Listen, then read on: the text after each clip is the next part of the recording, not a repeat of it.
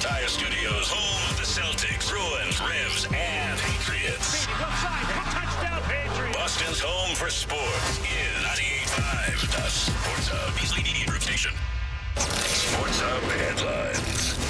A very quiet night locally as the Celtics remain off until Thursday evening when they play Dallas in Game 1 of the NBA Finals at TD Garden. Kyrie Irving met the media in Dallas before practice yesterday and once again said he'd put his time in Boston behind him. It's just a chapter in my life, that I got to enjoy, for the most part.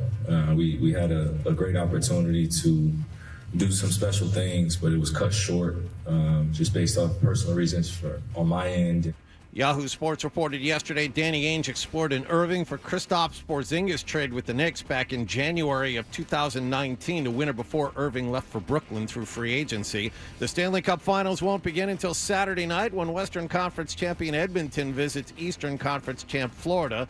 The Red Sox had last night off. They play Atlanta at Fenway Park tonight. Carter Crawford will get the start. ESPN and others are reporting that the league may ban San Diego infielder Tucupita Marcano for life for gambling on baseball. Marcano tore his ACL while with Pittsburgh last season. The bets were placed on Pirates games after he was hurt. 4 other minor leaguers are apparently being investigated as well. Patriots have signed former Division III wideout David Wallace and waived offensive lineman Andrew Stuber, and Pro Football Hall of Fame offensive lineman and Dallas Cowboys legend Larry Allen has passed away at the age of 52. Sports Hub headlines are brought to you by Boston Prolotherapy. Don't let joint pain keep you off the course or trail this spring. Eliminate that pain with Dr. Franke of Boston Prolotherapy. I'm John Wallach at Boston's Home for Sports, 98.5 The Sports Hub. Your next update at 6:30. Boston's best sports talk. There's an app for that. Download the Sports Hub app for loads of stuff. Absolutely free. Connect with the shows, get podcasts, and more. Get it where you get your apps. Or at 985sportshub.com. Fred, hello. Hello. Mm-hmm. Hello. Hello.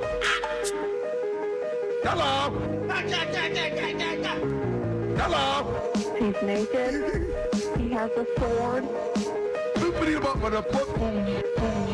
Let's talk about cheese. Bruins are back from the West Coast. What the Is it okay to use this for the radio? Yeah, I am. Welcome to the show, you sweet bitch. Hey, good morning, everybody. Good morning.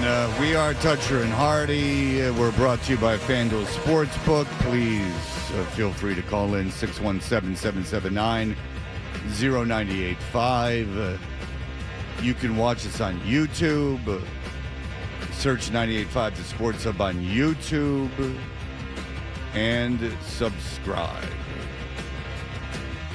Fred, I have something I need to talk to you about right away this morning.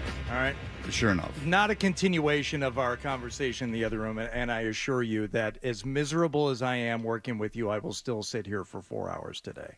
Fantastic. Because that is for the show. No, I'm not miserable at all. There is someone, though, someone close to us, someone close to both of us, who I believe is suffering. And to paraphrase Robbie Roadsteamer, one of his favorite phrases, I believe he is suffering a life of quiet desperation. And this person is Adam 12 from right down the hall there at Rock 92.9. Mm-hmm.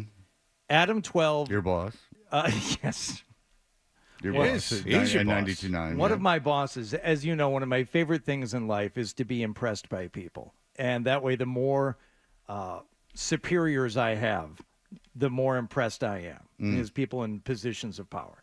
Adam 12 asked me yesterday during our time together down the hall there if I knew the difference between tennis elbow and golfer's elbow. I'm like, well, 12, you don't play tennis or golf, so why would either one of these things concern you? He said, no.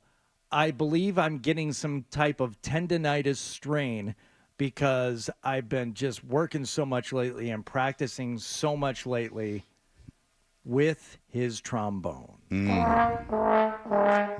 is spending so much time practicing and blowing the horn, as he says, that he has developed some type of ailment in his right elbow, left. I don't know. Wallach, Right. you're the concert musician. I'm the band guy. But yeah, he might be a southpaw because you're a southpaw, John. I am.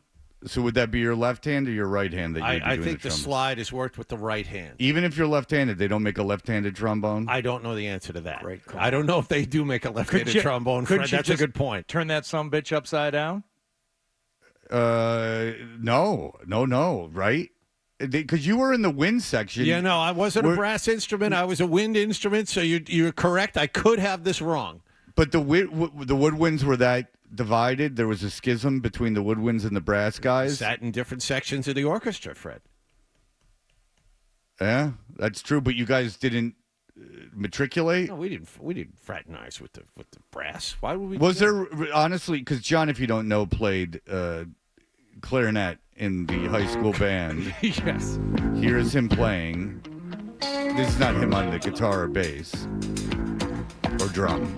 Here he comes.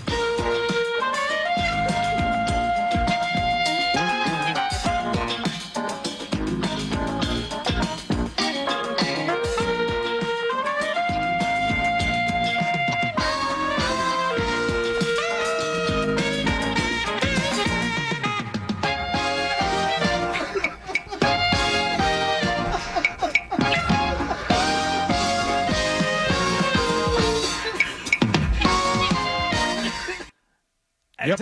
It really didn't lose it until the end. I think you were pretty much spot on for most of that. Yeah. Yeah. You should have seen my performance in front of the conductor of the Boston Pops, Keith Lockhart. That embarrassed him for some reason. He really got embarrassed in front of Keith Lockhart, which I would think that would be the least, one of the people on the earth that I would be the least concerned about not impressing. I walk in, and Keith's like, "Oh yeah, I used to play clarinet before I got this job." I'm like, "Oh great." John Wallach, is the saxophone a woodwind or a brass instrument? This is the long debated thing about the sax. What about the sax? A close cousin to the clarinet. I think it's more woodwind than a brass. It's instrument. a woodwind. Yes. It's a woodwind by definition because Yes. it has a reed. That's a good point. Yep.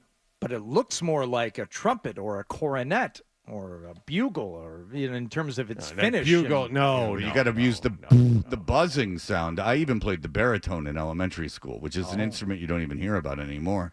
Dave, go ahead. Yeah, I know I know how to set up the trombone. I play the trombone. You see, when you attach the slide, if you attach it one way, it's right-handed, but then you can flip it over and attach it the other way. It's left-handed. Oh. Have you ever gotten tendonitis from playing too much? No, I haven't. I've never heard of that I have before. gotten tennis elbow and golfer's elbow, though. All right. Well, listen, I'll tell you this, is that M12 has got free pasta night, foot, and let's walk around the park in the winter. He when he retires, he's going to have a community jazz show on public access. So I asked him why he was practicing so much. He said, "Well, we got Arlington Porch Fest coming up." I said, "Oh Jesus, what do you do? What do you do?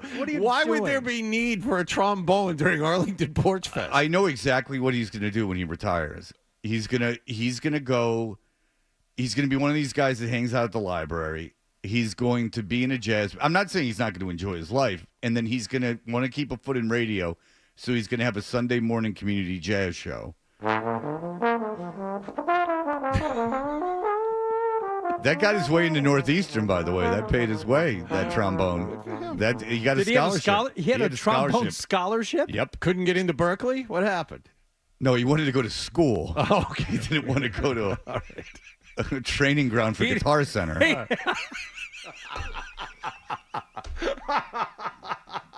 It was a means to get into a school. Okay. Good point taken. Yeah, Berkeley is a daddy's junkie music feeder school. Daddy's junkie music. Central Square, what up? The guy I grew up with that went to Berkeley now runs a kids camp in Bowling Green, Kentucky. Oh, really? Yeah. It's not good. Okay. Carrie, go ahead. Hey, guys. So I actually used to play the trombone myself in junior high, and you can the way it works, you can actually the way you put it together, it can be right or left-handed. Oh, well, that's exciting. That's very... Yeah, the way it's screwed together, it does. All right. All right. But the biggest thing, you got to watch out. You don't want to get rusty. You don't want to get the rusty trombone. Well, it depends what you're into. It depends what you're into. Okay. I think that's in a chapter of a book I just got. So for Adam 12, I told him, I started to tell him, like, well, you got to do some Advil or some stretching, maybe get one of those Theraguns. But really what I feel like we need to tell him is get some therapy. Do something. Because you say, yes, he will enjoy his life and he will enjoy doing these things, whether it's Arlington Porch Fest or his jazz combo that he participates in, or the WBUR jazz show that he'll end up doing, post-retirement. But I think he is suffering at some level. Come on. Yeah, he's going home to by himself and practicing the trombone at night. That's what he's doing. He's very proud of it, though. Like, I've had this. I didn't know he had the elbow, but he's very proud of his trombone exploits. I can tell you that for sure. Yeah. He brags, not brags in a vain way. I shouldn't say brags. He excitedly tells the tale of being in this band. And I think it's like Dixieland. You got to assume it's Dixieland, right? Makes sense, yeah.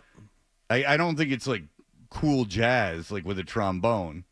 Why he's not in a ska band, I'll never know. Maybe it's impossible to find anymore. Are Big D and the Kids Table hiring at any point?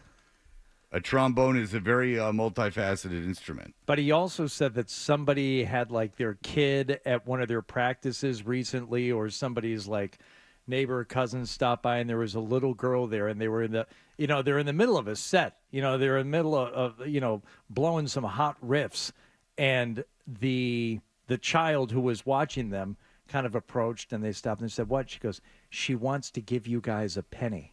And she'd been carrying around a penny and thought that we're panhandling. So, of course, they accepted it, and I'm sure Adam 12 put it in his pocket. Well, what Adam 12 does a lot is he goes to the railroad tracks, and he sees if kids have been flattening pennies, and he goes home and he has a device that can shape them back into some sort of usable form. Wow, that's genius.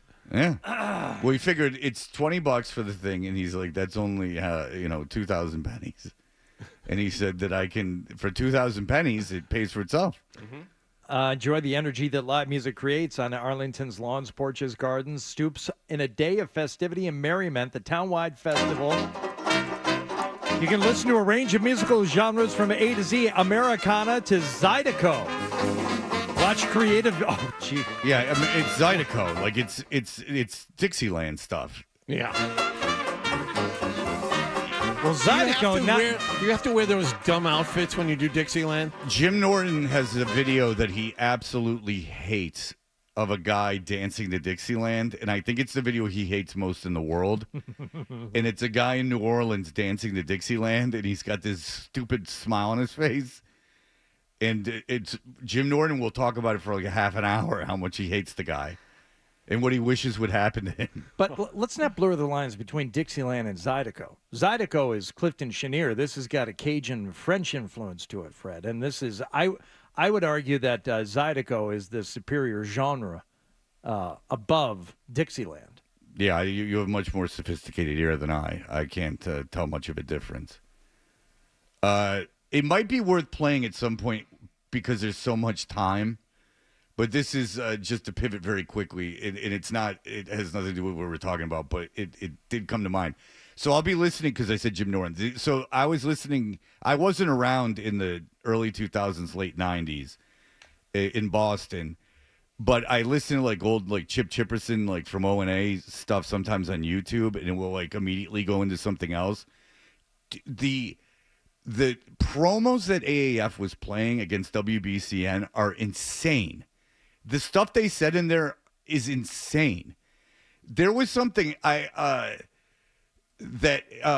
they played that were the top 10 reasons that AAF was better than WBCN, and one of them was Oedipus, but using his real name, and how he goes to Thailand, and then I don't want to say. It'd be better if we just played it. But they accuse him of like bad crimes. In the promo. Well, the stuff that O&A used to call Nick Carter would get you canceled forever now. Oh yeah. But this is almost even worse because True, Dan? They called him N-word Nick. Yeah, but they didn't say N-word. But the thing is that even that like Nick Carter was on the air and it's bad and you shouldn't do that. Obviously, I'm not just saying that it's bad. And I don't even think Opie and Anthony could have done that well, maybe. I mean, Stern said it all the time. But according to Stern, he never said it. No, but he absolutely did. several times. His guest said it. No, he said it a bunch of times. You could find it in 10 seconds. He wore a blackface with Sherman Elmsley during a pay-per-view special. But the thing is that, which wasn't actually funny, which is the worst thing about it. But the thing is, Oedipus, if I had never met him, I wouldn't know his real name. So but they say his real name and then accuse him of going to Thailand because he used to go to Thailand. I think he married a woman from Thailand. Yeah. But they insinuate that he's like over there doing, like illegal activity. But they don't insinuate. They just say it. I shouldn't say they insinuate. They just say it, that he's over there doing illegal stuff. And so that one was really I replayed it like 2 times. I'm like, are they talking about Oedipus? I'm like, I don't even think Oedipus is on the air. Like, this is getting very, very inside. I know Oedipus's first name. I'm sure. What's his first name? Because that's what they say. Eddie, isn't it? No, I don't know. I don't know if it's Oedipus. I cannot confirm that. Or was that just his nickname based on his nickname? No, that was the nickname. Yeah, I don't think it's Eddie. I don't think it's Eddie.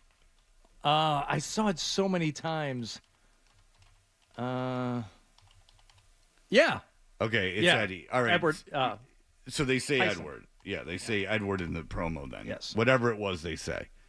And I told you that my guy that ended up producing my show in Atlanta, who was it? We've done this before. Does anyone remember the nighttime guy's name at AAF?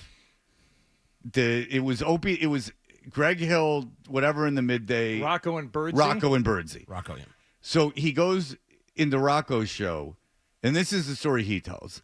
And now, by the way, this guy's on Christian radio. He's syndicated in like 1 million small markets on Christian radio. His name's Wally Wallace is his radio name. Wally Wallace. And he's saying love of a lifetime to his bride during their wedding, which was one of the great videos of all time by Firehouse. And he looked like a guy who would do it. So he goes into this, but he's a very talented creative guy. So he goes into, he's like looking to produce a show. He had just worked at the Disney radio, syndicated Disney radio. It was Wally and someone in the afternoon. He's coming off of Kids Radio. He lived in Anaheim, California, working for them. Oh. He loses his job. He was a real combative guy, with management, like always fighting management. Yeah. Goes and starts auditioning for jobs, but he goes like, I'll just get in as a producer. So he goes up before he started working with me, and goes up to Rocky and Birdse's show. And the evening that he was helping out was Rocco had a girl up, an intern. He had a female and male intern, and he had the female intern use her hand on the male intern because he had never had anyone use their hand on him before. And he said that it was just like they go, yeah, all right, so okay, well, at least why don't you use your hand on him? She's using her hand on him. Okay, well, this is a smart bit. I mean, it didn't come from nowhere. If he had never experienced that before, that's the genesis. Okay. Yeah. So it had some logic to it. Yeah, but 99, 2000, 2001 night shows, like in these East Coast markets, hachi machi. Yeah. It was just basically people having sex. Like for real. Like Opie and Anthony did the wiffle ball bat challenge, which I've never heard, but it's infamous. You can imagine what that was. But like these night shows that were like copying like Stern and like O&A, like they were just like, here we go. We're gonna have unpaid college kids in here just performing sex acts on each other. Why not? And I'm gonna sit here on the air and describe it to you. And then we're going to run promos done by a professional company accusing their program director of being a international sex criminal. Right. And then everyone's just going to sit around and go, this is fine. It's WAF, the top 10 reasons to listen to WAF and not WBCN. And it's a real promo that played. It wasn't something a listener made. It's the Eubanks. It's that guy. Oh, Keith. It's Keith Eubanks doing it. Yeah, like that guy. We're gonna way down the rabbit hole here. Yeah, sometimes he was an Atlanta guy. Sometimes people like that stuff. Yeah, Eubanks they loved him there. They loved him. He got real pissed at me. Did he really? Yeah, because I was the guy made a fortune. He was the guy that was on every alternative station in the country just doing the call letters. WBCN 1041 WBCN. And that's what he did. He had a filter on his voice, and he had this very unaffected tone that worked for alternative radio, going back to like the early 90s. We used him in Lansing. WWDX, St. John's, Lansing. And when I got to Albuquerque, we couldn't afford a voice guy. I'm like, well, I can do that. So I started doing a Keith Eubanks impersonation and running my voice through a filter and being a voice guy. Oh, was he pissed? Well, because you were in Albuquerque, New Mexico doing it? Because I was, ripping him off. I'm like, you're doing a monotone through a certain filter, using an equalizer. I'm like, get over yourself, dude. Jeez. But he had a whole industry where he did that, and he did no voices. You couldn't get any other effect on it. That's what you got. If you sent him copy, it got back to you in that voice, in that mode, in that style. That was it. That's all he did. Okay. It might have been fortune. If it wasn't Keith Eubanks, it might have been that Kevin Barberet guy that did the promos. Anyway, maybe one day we'll play some of those old promos. Okay. Because they are fascinating, and they're a time capsule of another era. In the wake of the McAfee scandal that is gripping the nation, if you're younger, if you only heard what used to be on the radio in the late 90s, early 2000s. Holy moly. Very, very obscene. All right, Hardy, what's going on? Not a lot, but something has to be. We can revisit the Justin Jefferson deal from yesterday. There's a lot to get to as we're still 2 days away from the beginning of the NBA Finals, but take you through what happened in baseball and something called the longest day in golf. Do you know what the longest day in golf is, John Wallach? You're a golfer. Usually a scramble at a company tournament. No.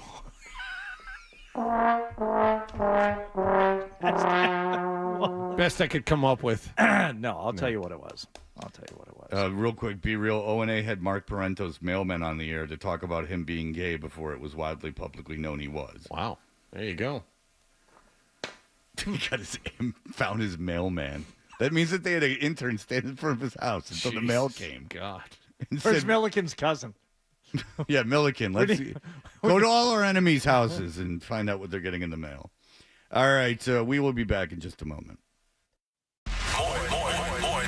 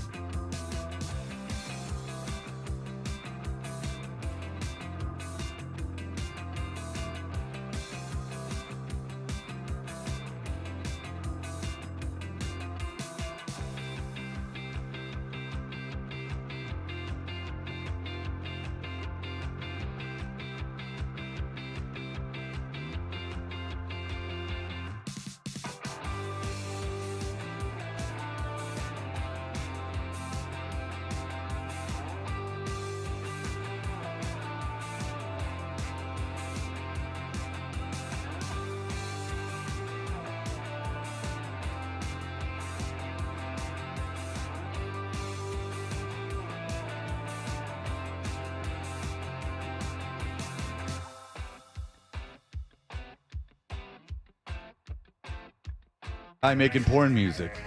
It's called a donut. They didn't insert anything into it. Yeah, baby. Huh. Running like a well-oiled machine, 98.5 The Sports Hub. Interesting choice. It came up as a promo. Well, if you don't know the ads... Scheduled promo at the end of the commercial break. Listen, nothing much happened last night, so I can indulge the audience with this. The ads that run on the station nowadays run on a computer, and it's pretty much automated. Dan presses a button to set them off, and then they run one by one. So Dan can't leave during breaks because he's running another board. He's running the main board, basically, in the other room, but he can leave the room while these ads play. Because you trust that they will. Because they will all run. And then I have that board in front of me. For some reason, I can't operate a lot of it, and I can't play it through my maybe I can play it through my thing now, my board now, but it's up in front of me. And so when Dan was gone, it just said promo. But instead of playing a promo like, hey, listen to this on 98.5 The Sports Hub, it was just blank music. So there you go. That's the operation we're dealing with here. Zolak and Bertrand. Look at this.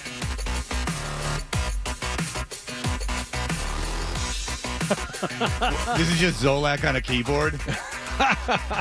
Like, this is the part of the show where Zolak just killed it on the keys. They forgot to put the promo in the promo. That's fantastic. There you go. Ready? Zolak and Bertrand. Weekday mornings at 10 on the Sports Hub. Great promo. Great promo. Lights out. Great promo. There's just like nothing happened on the show. 37 seconds. The donut's 37 seconds. It's about 30 seconds. So you get an intro and an outro. Yo, 30 seconds for the clip. Yes. Yeah, but there's all the other crap around it. You know how long those promos should be? 20 seconds max. All right, go ahead. What happened last night? Well, we were talking about this yesterday. Justin Jefferson. We have breaking news. As Justin Jefferson, the Minnesota Vikings, agreed to terms on a 4-year deal, $110 million guaranteed. That's the number. That's the real one to be concerned with. There was some talk that it could get to as much as $36 million a year. $140 million is the max. Yes. So, yes. Wait, what's the max? It's a 4-year, $140 million contract with $110 million guaranteed. So the most he will make is the 140, but he's got 110 guaranteed. There was talk that it could go higher. So there are some people in Minnesota are trying to spin this. It's like, oh, the Vikings did a good deal on this. Now, had they signed him earlier, and this is the cautionary tale for every single NFL team we've got a player coming up and coming in the last year of his deal, sign him early. If you are beyond a reasonable doubt certain that you're going to retain his services, re-sign that player early. And it's going to save you tens of millions of dollars. Amon-Ra St. Brown with Detroit, Great A.J. example. Brown with the Eagles, Jalen Waddle with the Dolphins. Yeah, what screwed them was Amon-Ra St. Brown, because when is he a top 5 receiver in the NFL? Because he's the number 3 highest paid receiver in the NFL, and he's not a top 3. The answer is no. No, but as we know, the money goes up every single year, and we normally really, really get our heads snapped around when it's a quarterback making that money, but wide receivers also. Anyway, Justin Jefferson speaking yesterday. The time has finally come. The deal I've been waiting for since I was a little kid. Being doubted my whole career, not being highly recruited, not being the first receiver off the draft board. This whole journey wasn't easy for me. Wow. That's a real underdog story. Yeah. That's a real Wayne Krebet story. You weren't the first receiver taken in the draft. Yeah. Where'd he go to college? I don't know. He went to LSU? Oh, Jesus Christ. He wasn't heavily Boy, that's a dumb video. He should just say, thank God. He should really just say, thank God that I'm this motivated and I have this body. This is what has happened. God gave me the combination of physical skill, inherent skill, and the motivation to work out. Go ahead. It wasn't like he was a 5th-round pick. He went in the 1st round. Amon-Ra St. Brown has a bigger argument than this guy does. Well, no, I think that what everyone's trying to be is Wayne Krebet, John. Yes. A free agent kid out of Hofstra made good, where I will be broadcasting Friday morning. Okay, so and the whole campus is locked up at night. If you get obsessed with rankings and stuff, he was the 308th best wide receiver coming out of high school. Yeah, but did he start at LSU? I don't know if He did, started yeah. his first year. Yeah, Lockhart. No. But was he in the LSU program as a scholarship athlete his freshman year? And Lockhart is saying yes. Yeah, he had two games. He didn't have a catch in his first year at LSU. Very good, but I can assure you, if you're getting a scholarship to LSU to play football, that you are not an under the radar recruit. And believe me, I'm on your side on this, because if I am one of the people who did in fact believe in Justin Jefferson, and I was, I don't know, maybe working for who is it? Ed Orgeron, was he his coach? Yeah, he was there? the head coach. Okay. Yes. And one of the guys who got him there, or even a high school coach, or maybe somebody who worked him out in college, or invited him to a workout before his pro days or anything else. Don't you say, what are you talking about? No one believed in you. I helped convince you to go to LSU, or I got you that workout. That plenty of people believed in you. Well, if he took a visit to LSU, then everyone knows he took a visit to LSU, because you have to announce those. If he had an offer from LSU, then everyone would have known he had an offer from LSU. So I don't know. Again, I don't know how under the radar a recruit you can be. I mean, you can go and look at these recruits in high school and see where they've had visits and see where they've had offers. It's all public record. Okay, so Lockhart says he did not have an offer. He did not have a scholarship. Oh, okay. Well, there you go. Then here I am tilting at windmills. There's a little something there. Something. All right, he walked on as a non-scholarship player. Pardon me, Justin Jefferson. I've reacted too quickly. From the moment I arrived in Minnesota, Justin has consistently proven to be one of the best players in the NFL. This is from the Vikings general manager. Yeah. So they're all set with him. It'll be interesting to see what they do for him with the rest of the offense going forward in Minnesota. It will be Sammy D, I would assume, this year. At least to start, yeah. It's going to have to, obviously. Well, we talked to Bert about it. Sam Darnold, according to the people that Bert talks to that are around the league, think that he has just had an unprecedented streak of crappy luck. Look, he's not Patrick Mahomes, and he's never going to be, but if he could be there's a belief that he could be a middle-of-the-road starter in the NFL. Physically, he's gifted enough to do that. Yes. Problem has never been his physical ability. And he's still, in his mid-20s. I think he's 25 or 26. Mm-hmm. He was spooked by the boogeyman when he played for the Jets. Yeah. Oh boy, did that kid get a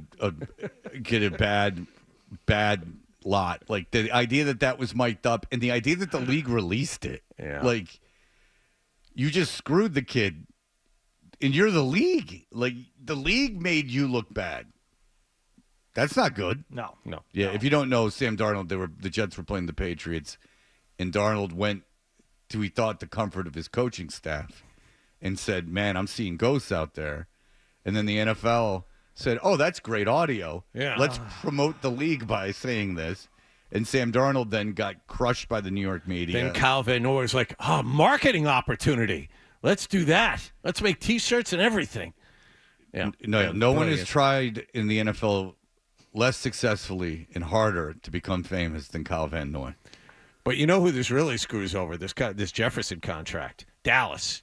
That's who it really screws over. Because now they have to do something for CeeDee Lamb. Well, it's not only that, they have to do something for CeeDee Lamb while discussing a contract for Dak Prescott, whose contract is also up after this coming season. I don't know how you can root for that team right now. I don't know how you can root for Dallas. It's a play thing for your owner. Your owner was smart, and he let Jones build a team that turned into be a 3-time champion. And then since then, he's just running on a whim and thinks he knows more than anyone else, and you haven't won anything. It's just you're paying for the right to watch someone play with a toy. Just an old, rich, rootin' tootin' oil man to play around with a toy. I don't know how you can root for that. I don't know how you could be a Carolina Panther fan and just to see a rich prick just screw around and fire every coach and get involved in personnel decisions. It would drive me crazy. The owner should reap the rewards and the profits and be in the parade when you win the Super Bowl. But other than that, they should – I don't even – when people get mad at John Henry for not talking to the media, I think then don't have him talk to the media. As long as – just real specific about John Henry – John Henry talked a lot to the media when he first took over, when they were winning. He talked a lot to the media. Now, when they're failing, he's not. Well, you know my theory on that is that he can't win. That if I was him, I'd think the same thing. I took over this franchise that was cursed.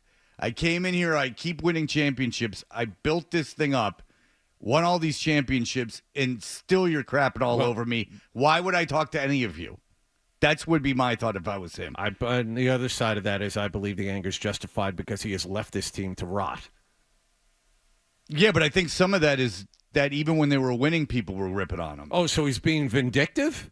I think so a little bit. Oh, that's ridiculous. Why? If you're an owner, you're vindictive towards your fans? Are you being sarcastic No, or serious? for the reasons that Fred just stated. I mean, he got so much venom hurled his way. And look, they were one of these worst to first teams back and forth for enough years to where I understand it drove the fan base crazy. But 4 World Series championships, and the guy got nothing but crap in the years that they didn't win the World Series. Well, that would be enough to make me say, you know what? I'm not going to talk anymore either. And he knew buying this team what the fan base was like. No, but he had to believe that if they won multiple championships, the fan base would like him. Why does the fan base like Kraft and not him? He's been just as successful as Kraft, really. Especially, okay, after 04 and 07, it should have been enough. After 13, he should have gotten maybe, I'm not saying a pass, but maybe at that point people can stop trying to run him out of town. But people still tried to run him out of town. Tried to run John Henry out of town? After in the years they didn't play well between 13 and 18, yes. I don't think they wanted him to sell the franchise. Oh, I think they wanted the franchise to be better. I don't remember them trying to. John Henry had the majority. There'll always be wackos out on the fringe saying, "Sell the franchise, you suck." But the majority of fans didn't want him to sell the franchise. When they were bad, they wanted to improve the franchise. There are now 2 existing tropes in Boston sports that have always bothered me that predate me. One is that the Bruins owners don't spend enough, because I understand that was the case. There's a hard cap. I understand they're part of the reason there's a hard cap, but there is a hard cap. Yeah. So the Jacobs are paying up to the cap. Mm-hmm. So they are. There's no more by league rule, which shouldn't matter to you because the hard cap or no hard cap, it doesn't matter to me as long as they spend up to it. So because invariably someone calls into the station and complains about the Jacobs spending money. That's right. That's left over from when Sinden was in charge. That's 30 years ago. And then and then along those lines of like kind of this antiquated thinking, it's this, I make fun of McCarthy for it, is this constant bitching about the Red Sox. Like it's just this, ever since I've been here, since 2006, there's been this just consistent, and it's so bad that I can't listen to it anymore. And that's just me. I'm just saying it's me. But I put myself in John Henry's shoes, and I am a very flawed. If anything, John, I'm flawed. I don't see that. Thank you. I don't see that at all. I believe you. Really? And the thing is that if I was John Henry, I'd be like, screw these people. Screw them. I won 3 championships. The whole point of this thing is that there was an effing curse on the team, and now I got you what you wanted, and I still can't win with you. I'm going to go buy the Penguins and go buy some F1 team, and then you can all go. Essentially, that's what's happened. That's true. He does not pay any attention. Well, Liverpool, he screwed up Liverpool. Well, he screwed up Liverpool too, but I don't know. He made them a contender, though. Yes. He changed that. I don't know. But well, then we could go on and on. League. The main point is the Red Sox, it seems like he's focused on everything else other than this. They refuse to spend any money on anyone with any talent. I agree. And I think part of the reason for that goes along with him not speaking to the media, which is I can't win with you people, so why would I try? I think that's part of it. It doesn't seem like he's trying. I'll give you that. Doesn't seem like they're trying to win at all, regardless of how much Sam Kennedy yells at the media. No, we like our team. Well, John, I know we're late. Now everyone's upset. Dan's upset. You're upset. Everyone's upset. All right, what happened last night is brought to you by Jackpocket. Download the app now or use the code HUBS. Get your first lottery ticket free. Here are the headlines. Sports Hub headlines. Celtics will play Dallas Thursday night at TD Garden in Game 1 of the best-of-7. Kyrie Irving said yesterday he was not happy with the way his time here ended. It was regrettable. Edmonton visits Florida for Game 1 of the Stanley Cup Finals on Saturday night. Red Sox off last night. They play Atlanta at Fenway Park tonight. And the Patriots have signed former Division III wideout David Wallace and waived offensive lineman Andrew Stuber. Last round of OTAs occurring this week in Foxborough. Sports Hub headlines are brought to you by the Plumbers Local 12 and the Greater Boston Plumbing Contractors Association, providing top quality plumbing and water safety for you and your next project. Visit healthstartswithplumbing.com. I'm John Wallach at Boston's Home for Sports, 98.5 The Sports Hub. Your next update at 7 o'clock.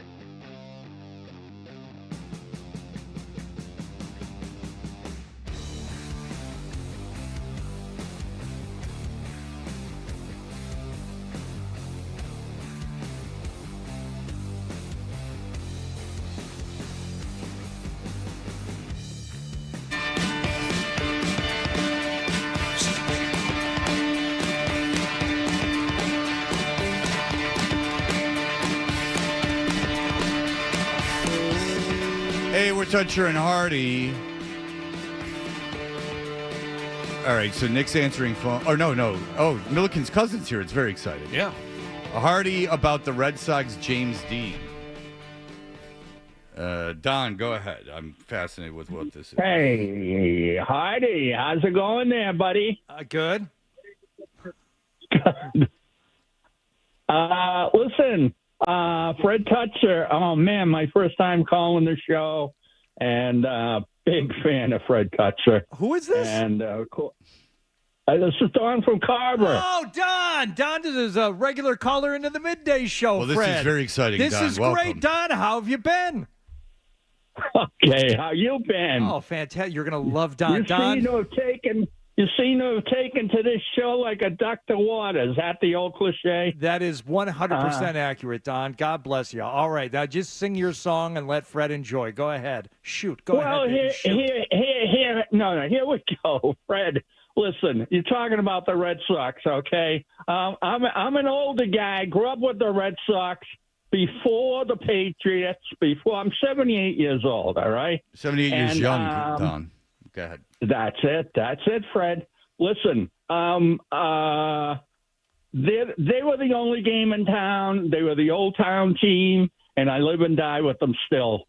Sunday's game, after Sunday's game, I'm sitting in my recliner after they blew the game, and something pops in my head. James Dean. There's a scene in Rebel Without a Cause where he's curled up on the couch, and Jim Backus, the old millionaire from Gilligan's Island, is pointing at him. He was his father in the movie. Was he his father or his girlfriend's father? No, I'm being serious. His father. Okay, go ahead. He was James Dean's father. And he's pointing at him. And James Dean looks up at him and goes, "You're tearing me apart." It was the grossest form of overacting I have ever seen in my life. Okay. Now, bring it home. Go to fast forward to Giant, and it's a tour de force. The guy was phenomenal. Sure. Now let me just say this: I see you pointing, Hardy. Hold on. Okay. Listen. I was 10 years old, and I said, what the hell kind of line is that? I knew enough to know that this was gross overacting. But every teenager in the country, now I was only 10, every teenager in the country glommed onto that. And it was a huge cult thing, and Elvis came along, and everything. Don, Good Red Sox call. No, you didn't That's his fan base. You didn't let him finish. He didn't have enough time. So that's how you killed 4 hours during the midday show? Is that how that worked? That's why we all take calls. By the way, the highest rated day part on the station in the last week. And Don and Carver calls every day. Oh, good. I love Don. Don, thanks for calling. Don't be a stranger. When you needed 6 minutes off, you're just like, come on in. I didn't want to come off as a prick, and so I was like, I'm going to ride the call out, and it just didn't end. Oh, sometimes Beetle will say that's, I think we've got it, and we can probably extrapolate where he was going with this, Fred. No, I don't. Why don't you bring it home for him? Go ahead. We had gotten to Giant, which was another James Dean vehicle. Yeah, I never seen Giant. Okay, well, all right, but still, the obvious correlation to the Red Sox is what? Well, I don't know what happened in Giant. I have no So idea. James Dean was crappy in Rebel Without a Cause, which it is was absolutely overacting. true. Overacting. Yeah, You're tearing me apart. All right, on Sunday they lost in extra innings, but they had won 3 or 4 from the Tigers. Yes, they lost you're in extra innings. almost there. And then Giant came out. I don't know. You're tearing me apart like the team's tearing him apart. What is Giant? I don't know, dude. I'm too dumb. You guys got shorthand. John, do you know? No, I have no clue where he was going with that. Giant came out the next year in 1956, a year after Rebel Without a Cause. So it's the next year that you have to look toward for the Red Sox to stop overacting over. Are you sure that's where he was going? Yes. I don't think so. Yes. I don't even think he knew where he was going.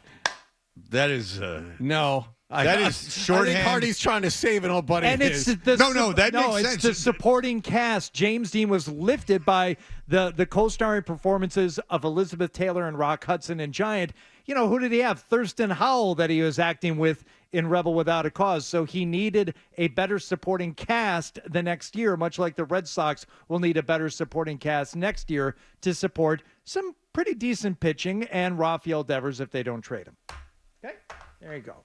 You guys have that shorthand that only comes from a. You say guys like I have any clue what this is about. I wasn't talking to you. Oh, I was talking to Hardy and Don. You have like that only a winter-spring relationship can have. Okay.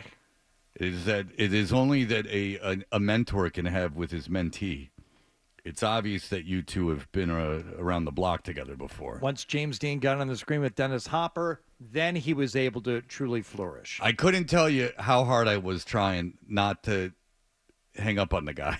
Like, I just was like, I'm going to let him go. He seems like a nice old guy. I didn't want to be a prick. And it just was under no danger of ending anytime. Like, I have a feeling he would have gone into the next hour. Bob can explain Don to us, but Bob, there's no time for anything else. Now we have to move on. I think I explained it. You did explain it. I understand. Thank you. Can you explain why it took so long? All right, very good. Or why it had to be said that. Mostly it was the reciting of the James Dean line that took the longest, I think. And if we're probably going to have to isolate that and keep that one. Yeah, we could do a little Don plays the hits. All right. Yesterday, someone got in a lot of trouble for saying bad things. Yes. And I have 2 points to make about it, and we will go from there. All right. We'll be back in just a moment. You're listening to Toucher and Hardy on the Sports.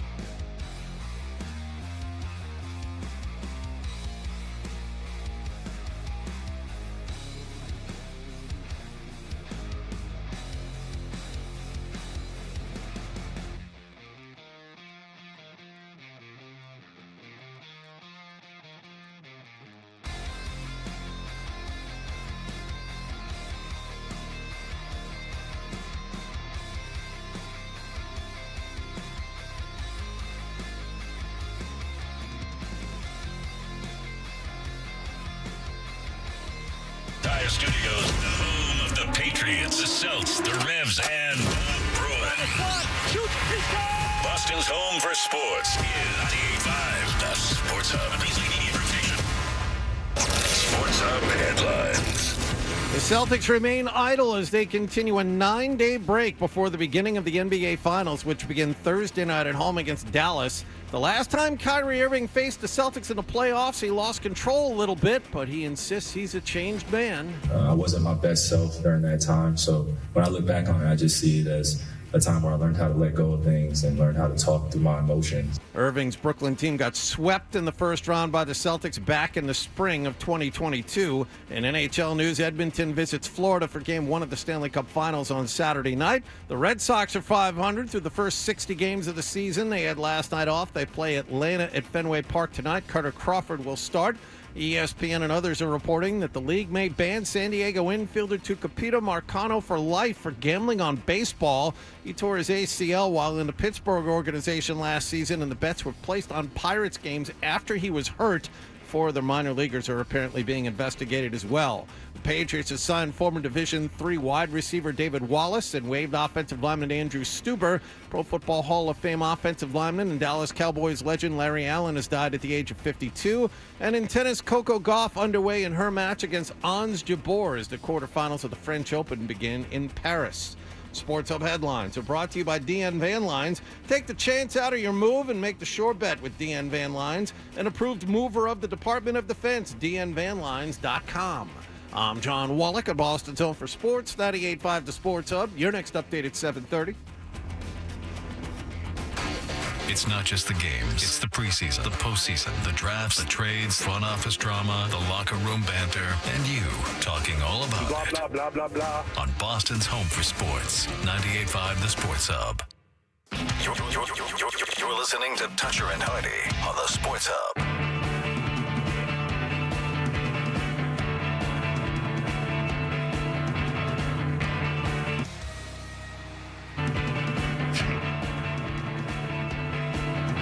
Hey, Toucher and Hardy is brought to you by FanDuel Sportsbook. Make every moment more with FanDuel.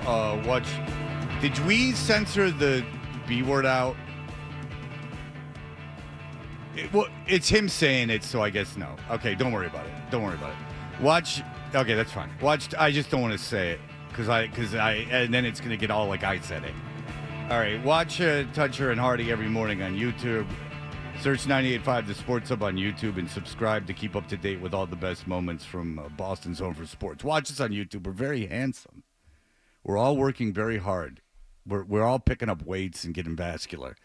Pat McAfee, who I do not like. I think that ESPN made a horrible miscalculation giving him all that money. And the reason is that he had access to Aaron Rodgers when Aaron Rodgers was the most compelling person in sports and the most mysterious person in sports. And he had these long, boring interviews with Aaron Rodgers where tidbits would be picked up, and there was nothing that McAfee was asking him. It was just Aaron Rodgers going off on tangents, and McAfee just sat there like an idiot, unresponsive to all the stuff. Well, and these were on the rare occasions when A.J. Hawk wouldn't interrupt him and, stop the narrative. So I thought for a while A.J. Hawk was a Silent Bob joke.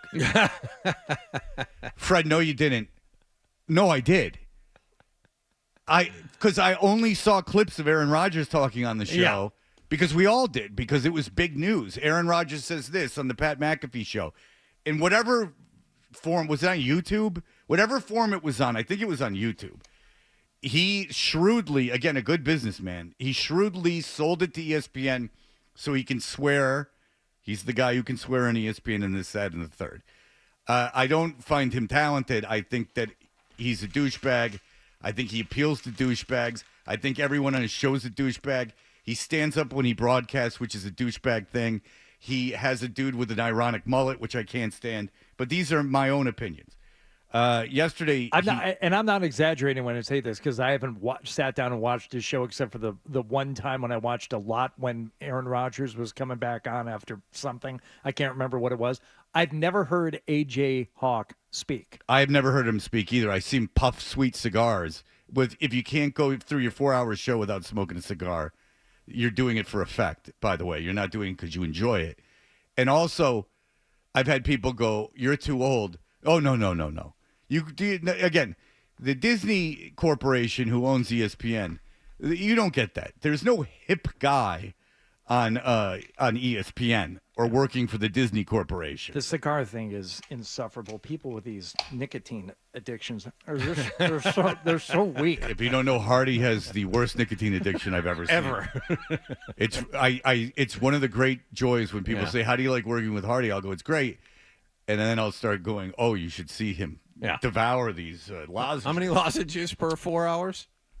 Well, I mostly break them in half. I just did a full one right now. But I don't know. I would say a total of 3 full lozenges. I don't think it's a big deal. It doesn't bother me at all, but you'll see him. My doctor said it's like, it's probably not great for you, but if you ever thought about smoking again, for God's sake, keep taking the lozenges. And I haven't smoked in 18 years. Is that true? You haven't had a cigarette in 18 years? Like in Vegas when I start gambling, it's like I'll rip a few, and then you feel terrible the next day. So, no, it lasts for like a day or two, and I smoke 5 cigarettes. And I haven't even done that in 3 years. Everyone, a bunch of people have gone, "Have you tried those Zins?" Or the Zins, right? And I said, "No, I haven't. I would want to smoke." Like what I liked was smoking, and I no longer. God has taken that away from me with my leukoplakia. I don't mean to laugh, Jonathan. You're laughing at me. You're laughing at my condition. You know how long it's been since I've smoked? Remove the obsession of nicotine. 1 year and 65 days and 7 hours since I've had a cigarette. Congratulations! Hey. Oh yeah, thank you. I just want all this credit. All right, so here's Pat McAfee yesterday on the Pat McAfee show. Right. All of a sudden, hippies aren't the biggest deal in sports talk radio, are they? Making it about myself. All right, here we go. Here's Pat McAfee from yesterday. The GOAT.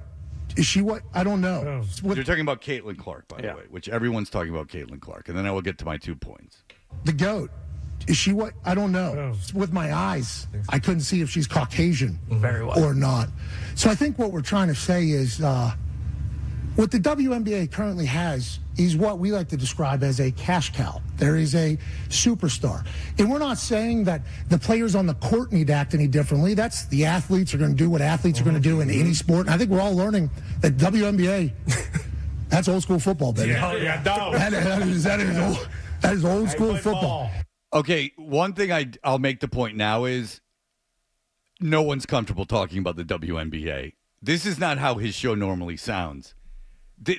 Everyone's kind of feeling out how we're supposed to do this.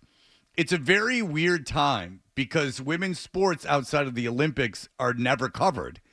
So now that you have mainstream outlets, male-dominated sports shows talking about women's sports, you know, Kyrie Irving's coming to town. If I could be the most mildest sports talk guy in the world and say, you know, Kyrie's a jerk. I can't stand him. He sucks. He's a jerk. He's an idiot. He's a fool. I could say all those things. Right. But if I'm talking about a female athlete. Can we hammer female athletes the same way we hammer male athletes? And if we do hammer the female athletes, what is the fallout going to be by the viewers / listeners? Right. This is what everyone is trying to negotiate through this maze because it is brand new for everyone. No one's cared about the NBA this much since they started, and the league's been in existence for 25 years. Yeah. What the deal is that you don't know what you can say. And if I can't I'm not a female, I can't put myself in that situation. I would guess that if I was marketing the WNBA, I'd go, I want it all. I want you guys talking about us just like you talk about everything else. But I'm not a woman. So what am I to say? I'm empathetic enough about the cause that I can't speak for women. But if I was a male marketing head of the WNBA, I'd be like, my suggestion is, guys, just let it everyone let it rip. Let them talk about you just like they talk about everyone else. Yes. Then that's the ultimate victory.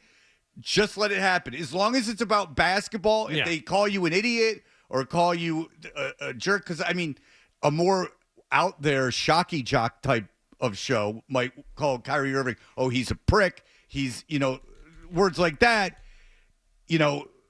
that would be how I would be. I would say, let's all have it be the same playing field, but what do I know? Right. What they don't want is for people to get truly honest and introspective about it and say things like, we're interested for a few minutes right now, and then in another month we'll forget about it, and it won't be on our radar anymore, just like it wasn't 6 months ago. Or I wouldn't want to get lost in controversy. I wouldn't want to have people be afraid to talk about it. Because it's easier just not to talk about something than it is to do it in a nuanced way. And when you don't know what the guardrails are, best to stay away. There's stuff that we don't talk about on this show I'd never talk about. If a guest brought it up, some of the stuff that Aaron Rodgers talked about on McAfee, like if he brought it up on this show, I'd do exactly what McAfee did, and I wouldn't say anything. There's stuff that's just not worth touching on because there's no way that I would be equipped to talk about it intelligently or not ignorantly enough to be sure not to offend. There's just some topics I'm too ignorant about. I don't know the parlance. I don't know the terminology. And just through my own ignorance, not hate, but my own ignorance, I'd screw it up. And it's just easier not to talk about it. In the WNBA, you don't want, I would think, but I don't know. Again, I don't have a vagina. I wish I did. To make life. But to breastfeed just for a moment. But, so I can't speak for women. But as a marketer, I would assume that's what you would want. But we continue. I had to interrupt it there because that was one of my points. And I think a great one. But I would like the media people that continue to say, this rookie class, this rookie class, this rookie class. Nah, just call it for what it is. There's one white bitch for the Indiana team who is a superstar. And is it because she stayed in Iowa, put an entire state on her back, took a program from nothing to a multiple-year success story? Is it because she would go on to break the entire points records in the... And then he goes on to compliment her. So he calls her the, I don't want to be associated with it, so I will not say the word because I know how you all operate. And awful announcing will take the clip of me saying it and go, shock jock says it. Yeah. But I do want to take issue on how some media outlets, and I don't know if it's AI, but if you Google Pat McAfee, Caitlin Clark, you get articles like fans ripped ESPN's Pat McAfee for his inexcusable comments about Caitlin Clark. That is the laziest, most garbage way of writing an article. There's two ways to do it. Go, Pat McAfee said this about Caitlin Clark and quote what he said, or say an opinion piece of why Pat McAfee is either right or wrong for what he said. The idea of collecting Twitter outrage from anonymous Twitter accounts and then throwing them up and going, that's my article, makes you an idiot. You're an idiot. You got to be getting paid by the word. There's no way. Why would I hire you just to collect, to put in the search bar on Twitter, Pat McAfee, and just screenshot a bunch of nobodies insulting the guy, and that's it, and then putting them up in an article? Why am I paying you to do that? And if there are people who want to read that stuff, that's why you're getting AI generated articles, because the AI can go ahead and write that thing for Oh you. yeah, absolutely. If I'm trying to cut costs at my website and I'm looking to see how I can bottom line it, and I see some guys just getting aggregate stuff off of Twitter, he's just cultivating other people's reactions, I'd say, why am I paying you? I can have a computer do this. I could have an unpaid intern. If not a computer, I could have an unpaid intern do it. It's like a very pussy way to write an article. Either it's your opinion or state facts.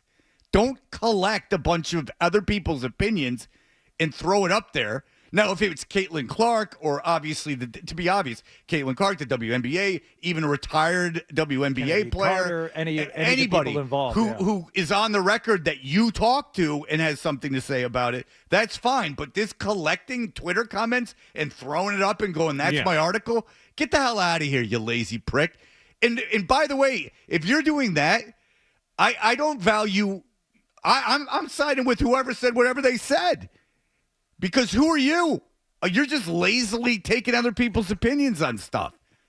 And if you were to truly investigate it and think about it, you may come down the complete opposite side and say McAfee not only had a poor choice of words, but he was saying was stupid, but your knee-jerk reaction is to support him because he's having these lazy hit pieces written about him where they're just collecting commentary from people who are pissed off. I'm glad you say that because so much of what's going now on in the world is people reacting to that. People reacting to the reactions. Yes. And they're saying that, okay, you think I'm an idiot, so I'm going to double down on everything and screw you. That's exactly what's happening. Is that you think the way things are in this country, the way they are, you think that if you're some guy in mid-Michigan who's working at a plant, and every time you turn on the TV, it's a comedian telling you that you're an idiot or a smug journalist telling you that you're an idiot, that you're not going to, what are you going to do? Go like, wow, I'm an idiot? No, you're going to double down. All this is shooting yourself in the progressive foot. Like you're shooting yourself in the foot by just constantly ridiculing half the country. You're shooting yourself in the foot. So this is what all this is. You collecting all this stuff is damaging for the country. And by the way, Pat McAfee's a moron because I don't know how in the hell he thought that he was going to be able to get. I know what he was saying. She was a bad bee, basically, and like he meant it as a compliment.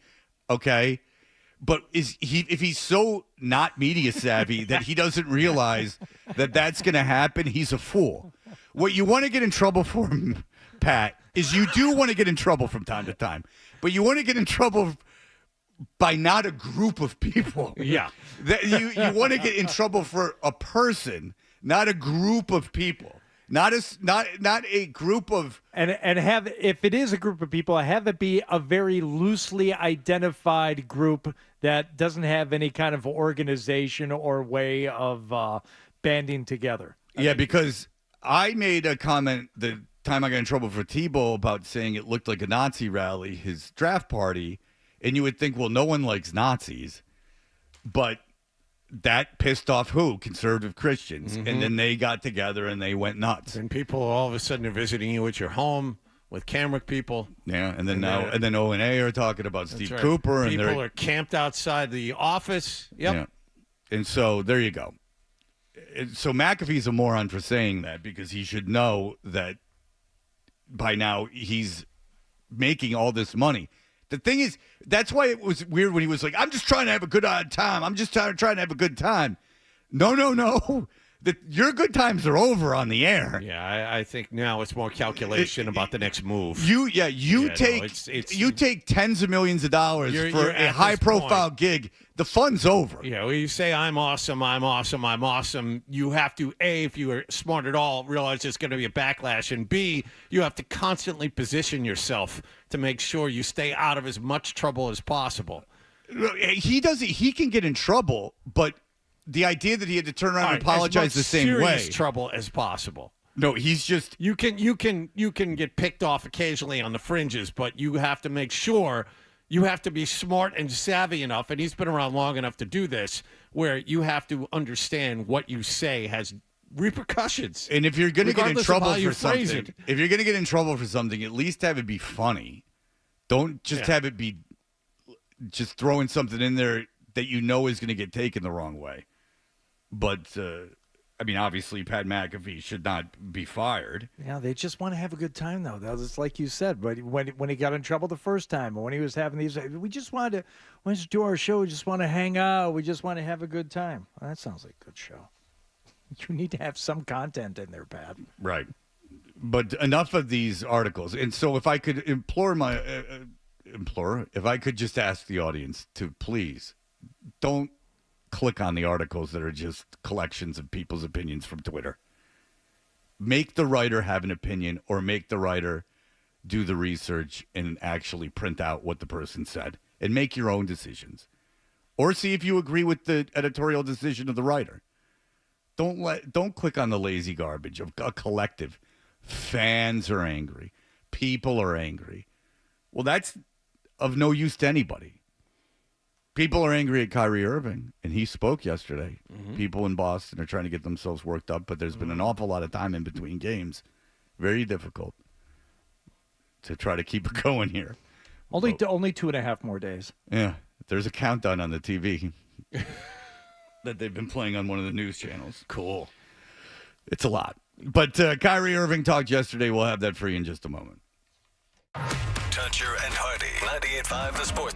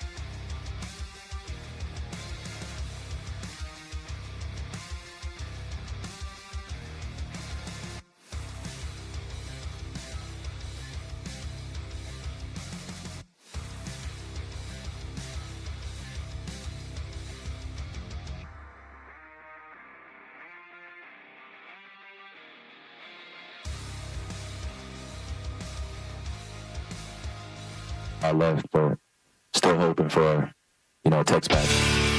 Irving fires away. Got it! A two-pointer for Kyrie Irving. And I think he might have saluted them with a hand signal right there. Ooh, didn't see that. Yeah, just a hello. And I think it's fun while it lasted. That's the relationship that makes it fun. I'm just grateful for my time here in Boston. Kyrie has proven to all of us that he's not a leader. And I don't understand this for the life of me. Maybe he surprised the world and become this better person overnight.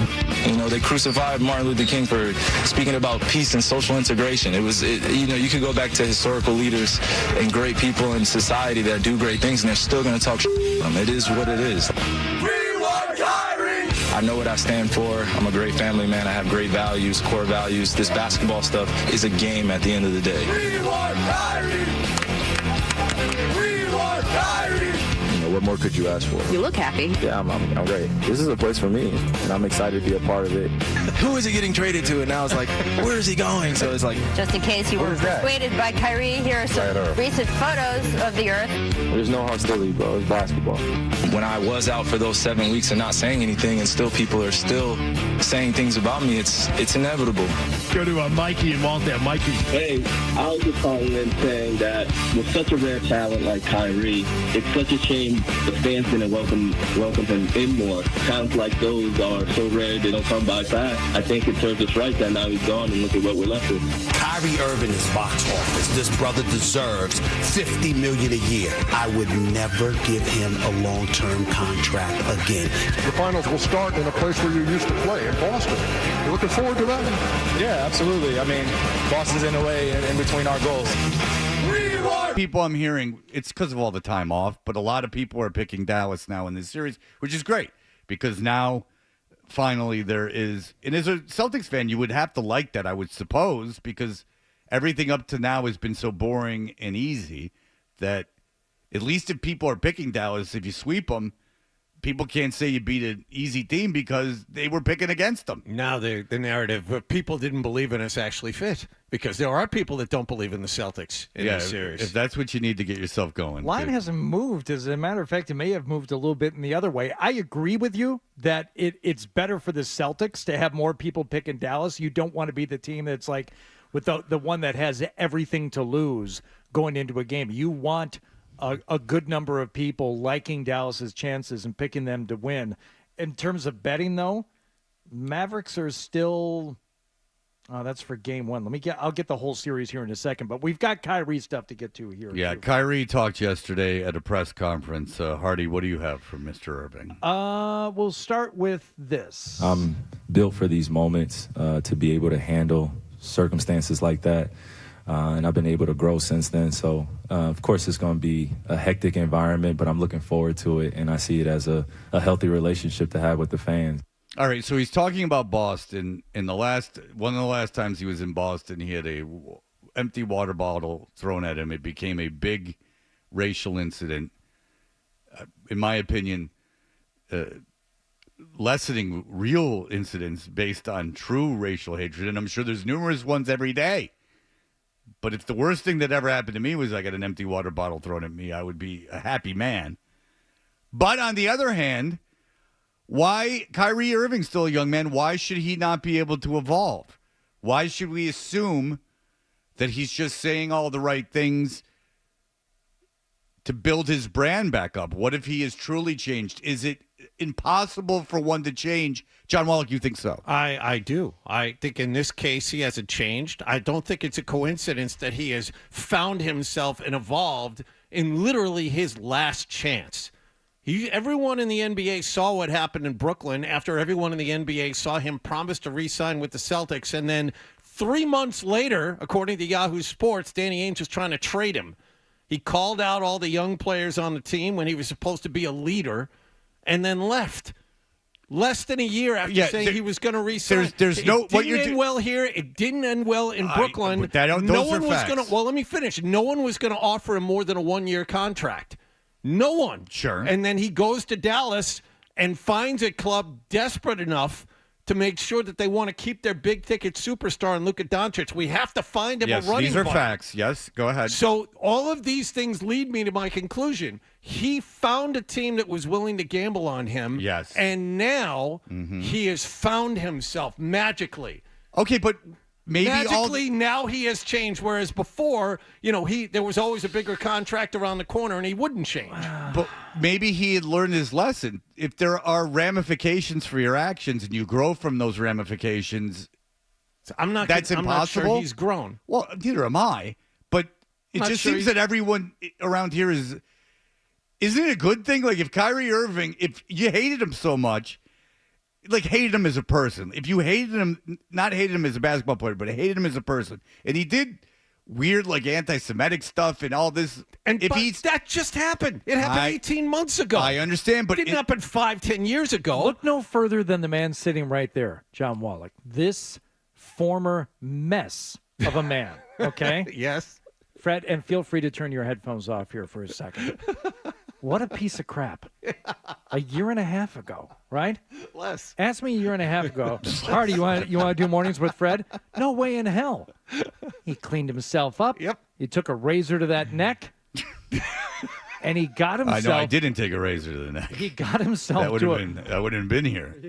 I mean, a Gillette sensor. Gillette sensor. Oh, yeah, be more specific, Hardy. How dare you? Okay? Be more the suicide jokes are inappropriate. But he was a blubbering, mumbling, stumbling blob of a human person. That's right, he did. That's right. And now... Look at him.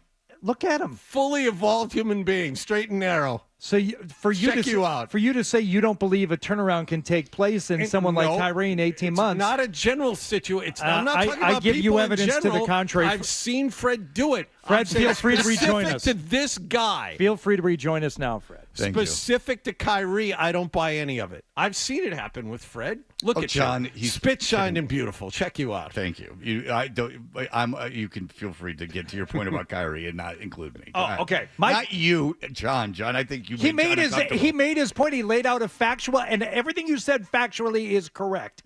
But where you kind of lost me is like, and now magically he's a changed person. Maybe he is. Maybe he's done some other stuff outside of the factual narrative of his career and his career arc that has got him to a place where he's actually in a better place. Now, I'm not saying he's all done because he's, 32 years old, and he may turn into something else. Next week, he might want to be a photographer. Next week, he might want to study butterflies. I don't know. But as of this moment right now, I don't have a lot of evidence other than his past to point at and say, oh, no, he's full of it. I think this is a work. All the posting of that anti-Semitic film, which, by the way, he was forced to apologize for. He didn't apologize for it. He was forced to come back to the team. Again, that happened less than 2 years ago.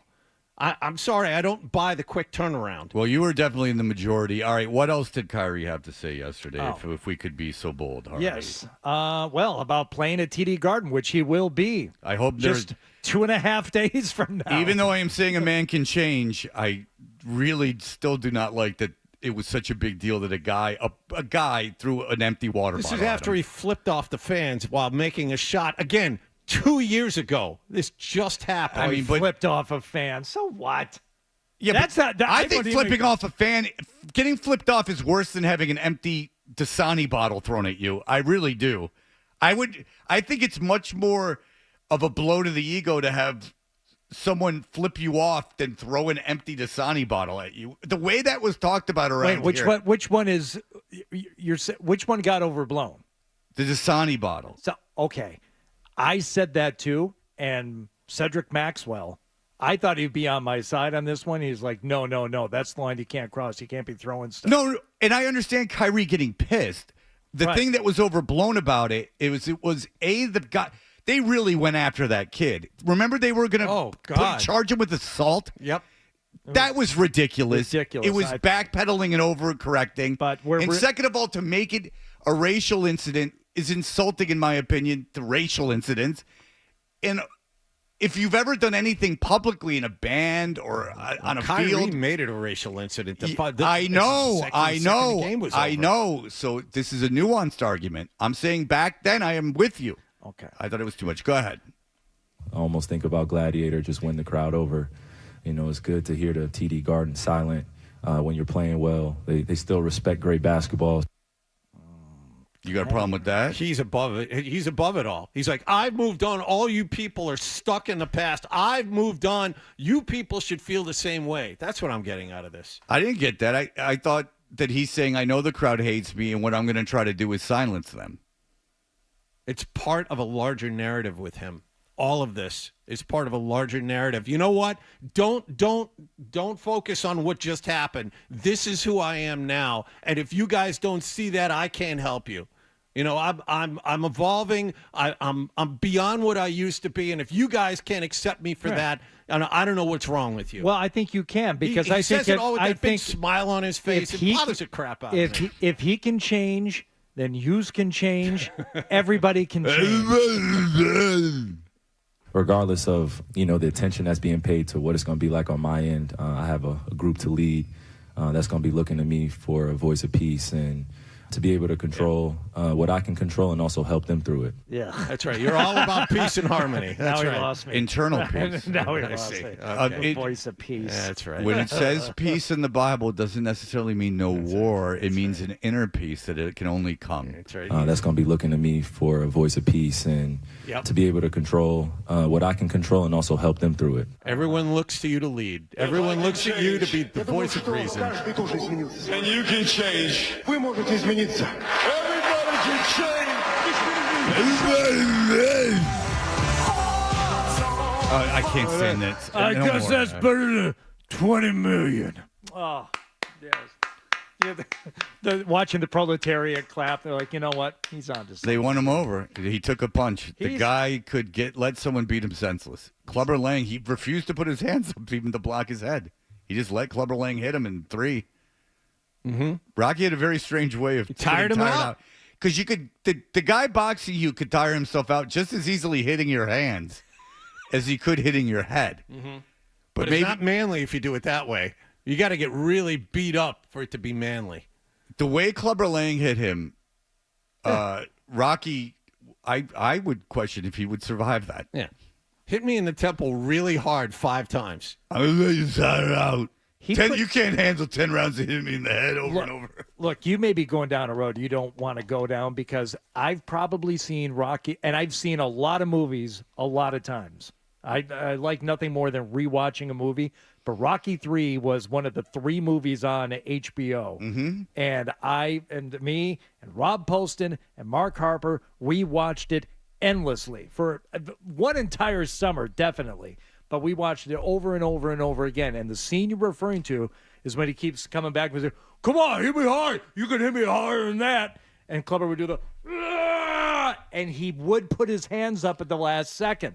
Okay, so but he was protecting himself a little bit, Fred. I'm talking about the entire fight. His strategy for the entire fight was to keep his arms around his waist, his gloves around his waist, let Clubber Lang hit him. You are oversimplifying his strategy in that fight, and that after is the first bullcrap. round. After the first round, he did that. First round, he used Apollo Creed's style of dancing and jabbing and sticking and moving. Then in the second round, after Lang put him in a headlock, that's when he dropped his hands and said, come get me. That's when he got angry and dropped his hands. That's right.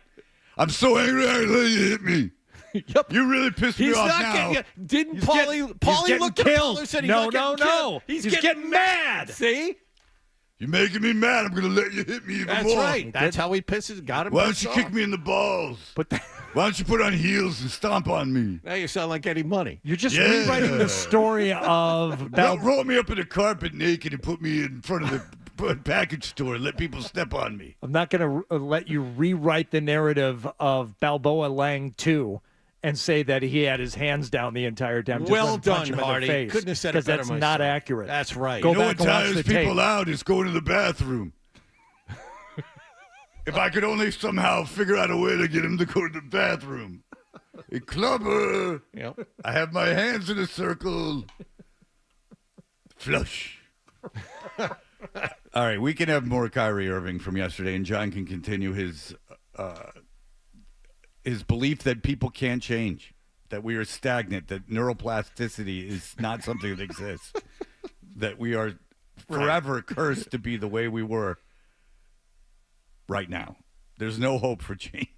Right. That's exactly what I'm saying. That's what he tells his kids every night. He's like, why even try? He's like, you are the way you are. Yeah.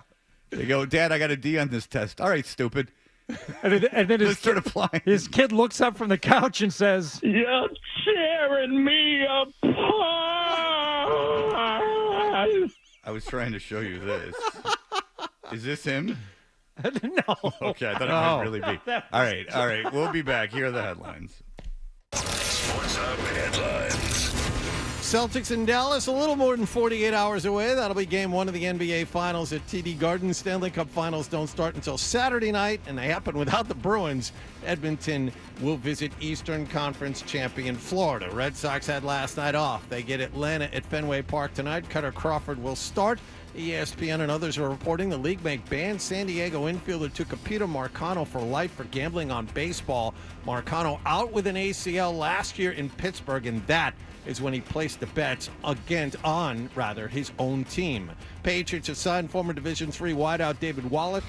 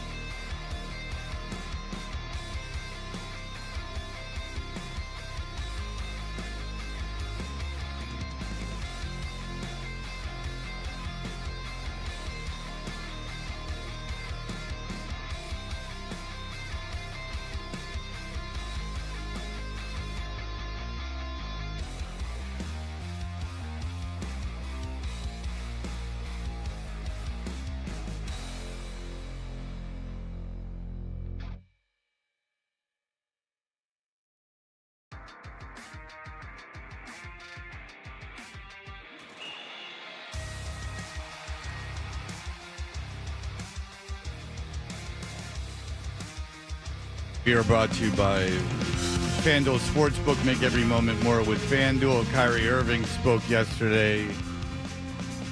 Leah, go ahead, Leah. We love you. Go ahead.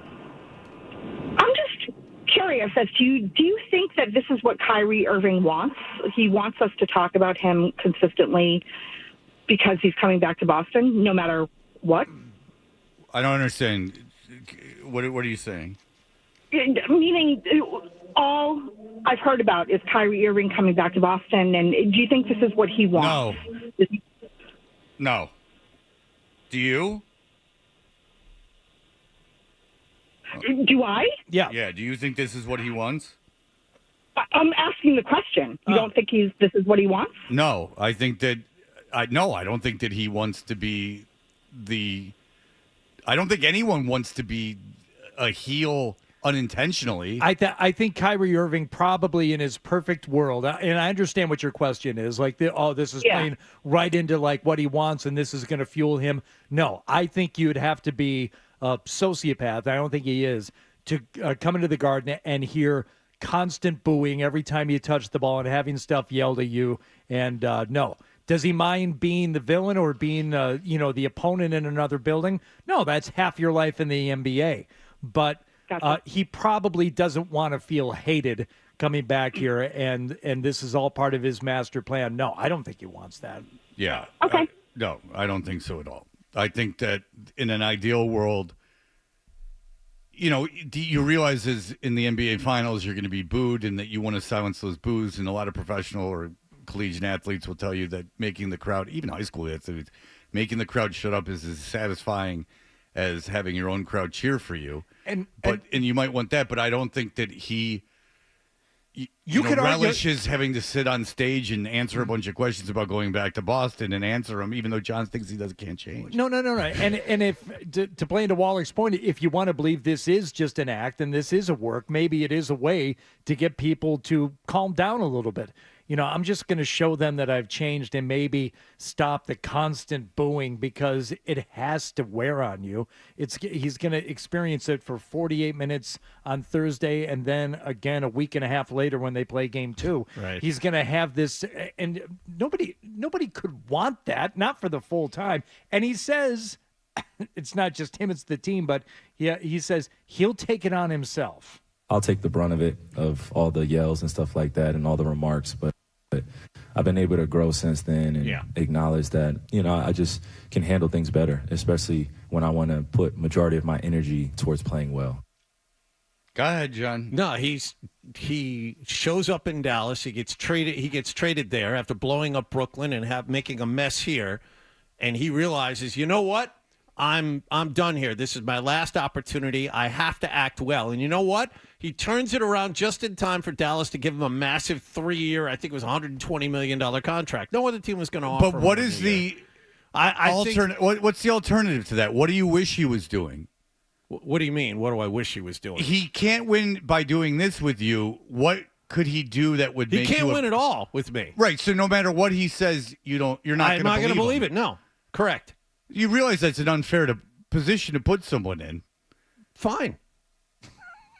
Okay, so your argument is no matter what. What's your point exactly? What if he went on stage and said, "I love John Wallach"? I wouldn't agree with that either. I don't love John Wallach, for God's sake. All right, so what you're admitting is no matter what Kyrie Irving does, I don't believe him. He's been 8 different people in the last 3 years. I don't believe anything. What if he went up on the dais and he said, "I hate Boston. I can't wait to shove it in their faces"? Would you believe him that? Probably, yes. So there are things you would believe if they fit your narrative.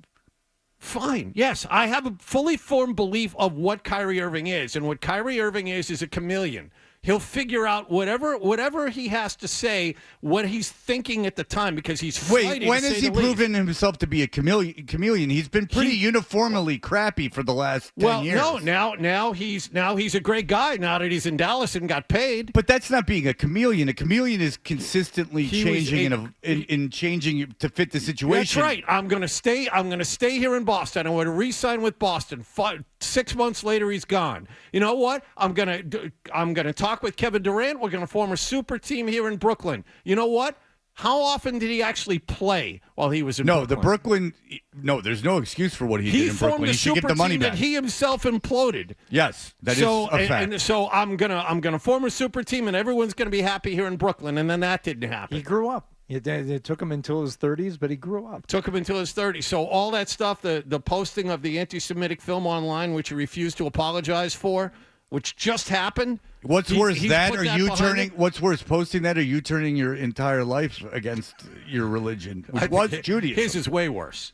I didn't do anything anti-Semitic when I turned my back on my religion, did I? By marrying a very goyish woman, you didn't turn your back on I insulted all of Judaism. That's right. All the Jewish women. Jonathan, I mean, are you really? All the Jewish women are pissed. Are you?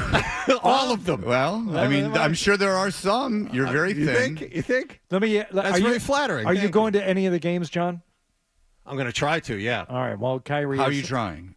I'm trying to find a seat for less than $600. What he can do is swoop into North Station there via the tracks and then just wait for doors to crawl open. my way open, crawl my way in. Right, you just kind of quack, quack, waddle, waddle over, to quack, certain quack, doors. not a duck. No, he's an eagle. I can't just be getting into it with fans like that, even though it may be fun at times, but it's a waste of energy. It's a waste of my time, and it's also a waste of my talent trying to answer questions from the past that people have. And see, I've evolved. It's a waste of my talent. That I don't like. Don't get me wrong. I don't like him, and I don't like everything that he says. But I'm willing to give him, at this point, the benefit of the doubt that he has. You don't find this to be a massive coincidence that this is his last stop? And I don't think it's a coincidence, but I think that when you have opportunities taken away from you, it can jar you into facing the reality of your decision making and how that's been self-sabotaging. Fred, anyone can change. All kidding aside, you've done it. A lot of people can change, but I don't believe it with this guy. So terrible. Don't believe it with this guy at all. I think he is magically found whatever he has found at just the right time. And he is taken that high superior frame of mind. He's I think put it all behind me. You guys haven't done it. I put it behind me. You guys are uninvolved, which is a bunch of crap. I think that he's incredibly, incredibly arrogant. But the whole facade of the guy who read the first page of the spiritual book and then went, I know it all, and started walking around like smudging everything. Well, that's what I don't. Maybe he's learned that was a little stupid. And I think maybe we give him too much credit for like intelligence. Like I don't know if he's smart. I don't think he's smart at all. No, he said he went down YouTube rabbit holes, started believing the Earth was flat. Somebody got to him. Like he has a friend's tattoo. Finally. Let's cut the crap.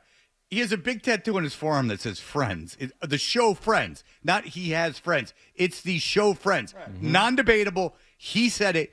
He likes the show Friends. I've seen it up close. Right. It's really ridiculous. That he's not smart. I'm not saying that. Let's not go crazy. I don't think Kyrie Irving's smart. He's very good at basketball. I don't think he's smart.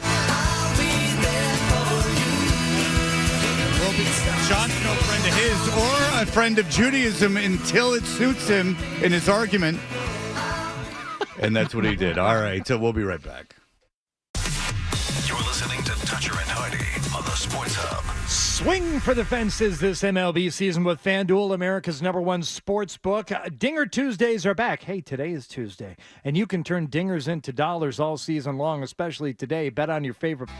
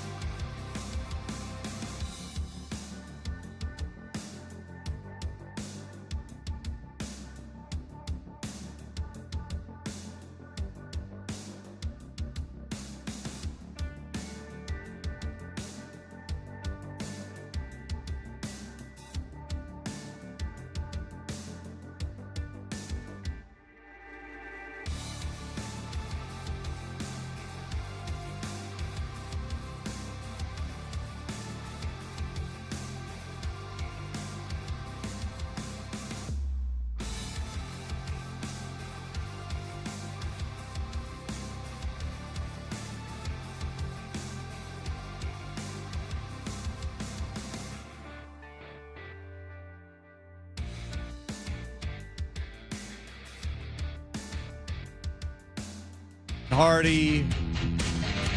We are brought to you by FanDuel Sportsbook. Make every moment more with FanDuel. Search 98.5 The Sports Hub on YouTube and subscribe and watch us in the morning. Oh, God, please.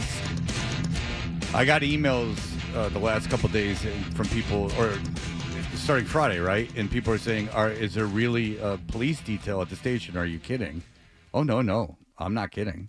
There is a police, in all seriousness, there's a police detail here. Because of the reaction to the thing I said about Bill Walton. Someone threatened a bunch of us. Yeah, thanks a lot, Fred. Is it my fault or is it Awful Announcing's fault for taking a clip of it and propagating it in a hateful way to encourage Zanies to come at us? Pretty much your fair fault. question. The answer is 100% your fault. Your fault. I like to take the blame off of me and put it onto Awful Announcing.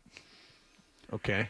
When you trade, that's what you would like to do. When you trade in hate and getting people riled up, there are, in all seriousness, if you trade in hate, which is what you're doing when you, like we talked about with the Pat McAfee thing. I thought you were describing yourself.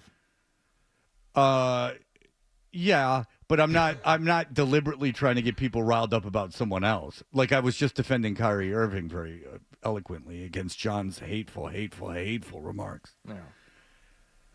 And so I said, but what I think that we're winning the police guy over. Oh yeah, he seems to be like I think he has a. You don't think so, Dan?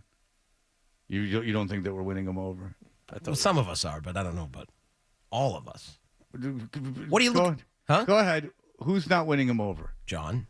How am I not winning him over? Kidding. Well, because you just walk by, you don't talk to people. You have that. You just sort of. You wall dicked this our detail. I said hello to him when I walked in this morning. That was 3 hours ago. Oh, I see. But I want to do. I do want to say this, and then I want to take Joe Murray. I do want to say this is that in all seriousness, like remember how we were talking about the Pat McAfee thing and how there are articles now saying instead of saying. Because Pat McAfee called Caitlin Clark the B word, which I'm saying B word because I don't want anyone lumping me in with it.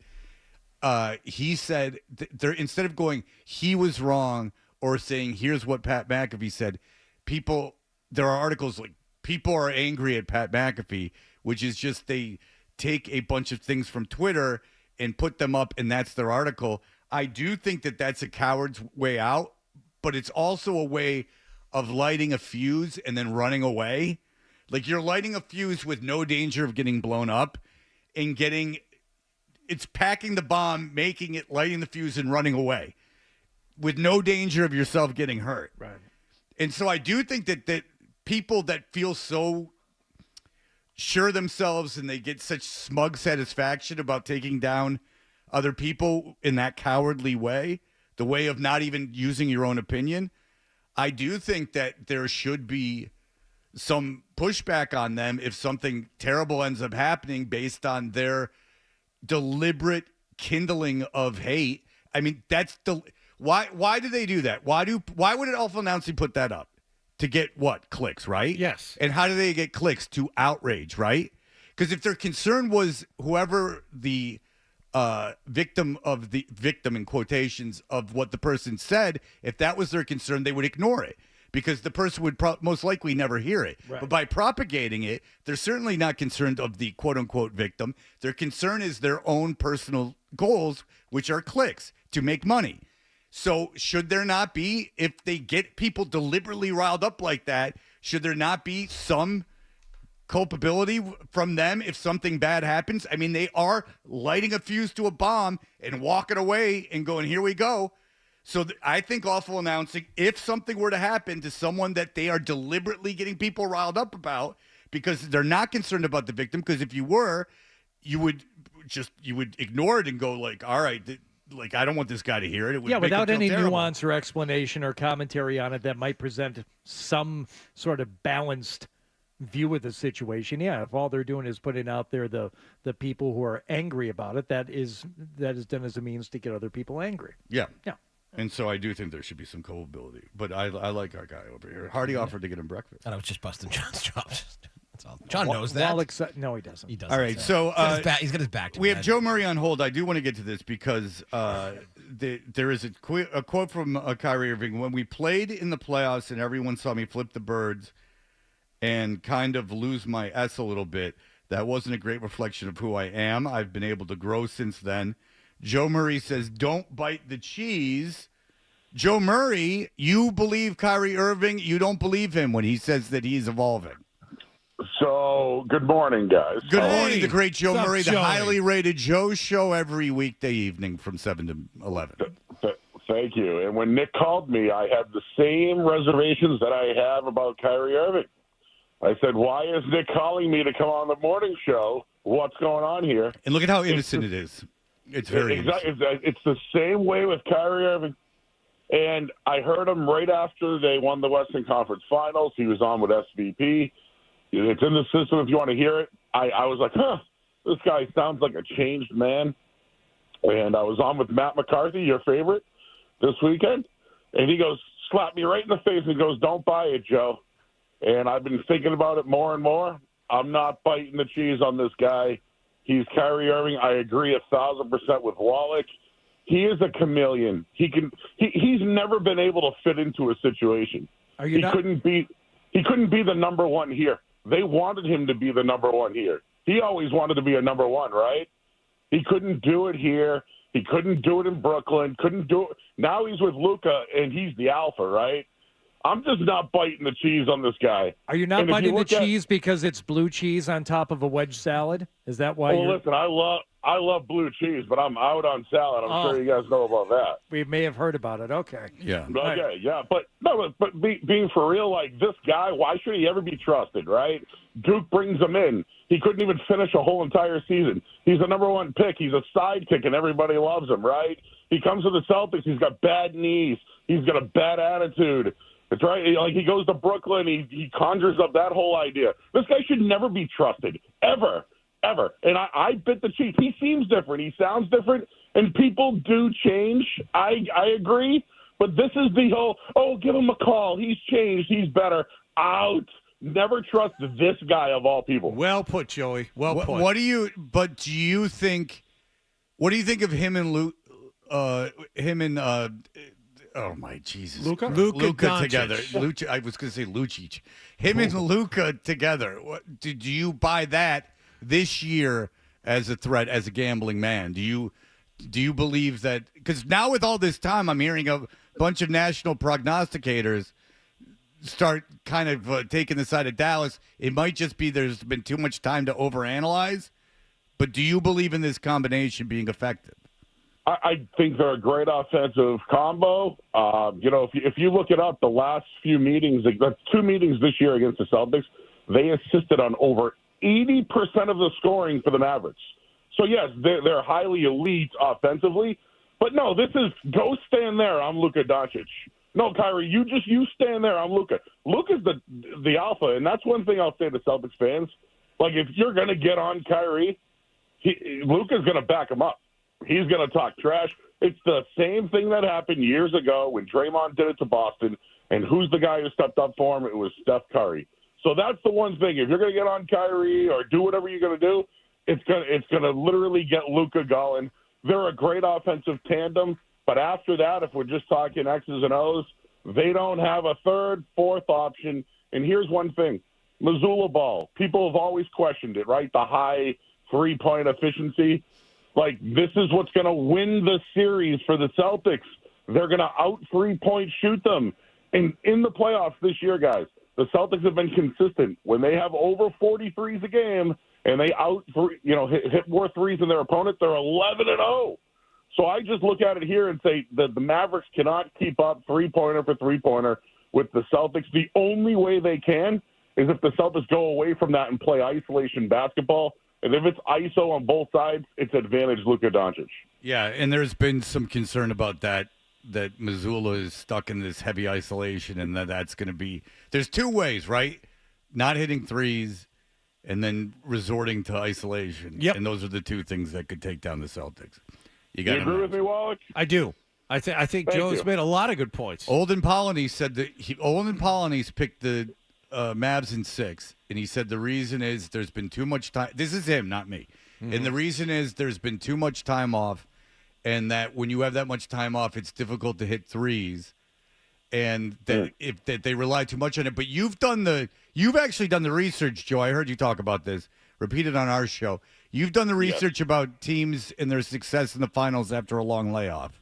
Yeah, teams with either 7 days or more when they have the layoff here win at about 61% of the time. So, and there's 16 and 11 in NBA history, but over the last 10 years, 3-2. The outliers are 13 LeBron with the Heat and Kawhi Leonard with the Raptors.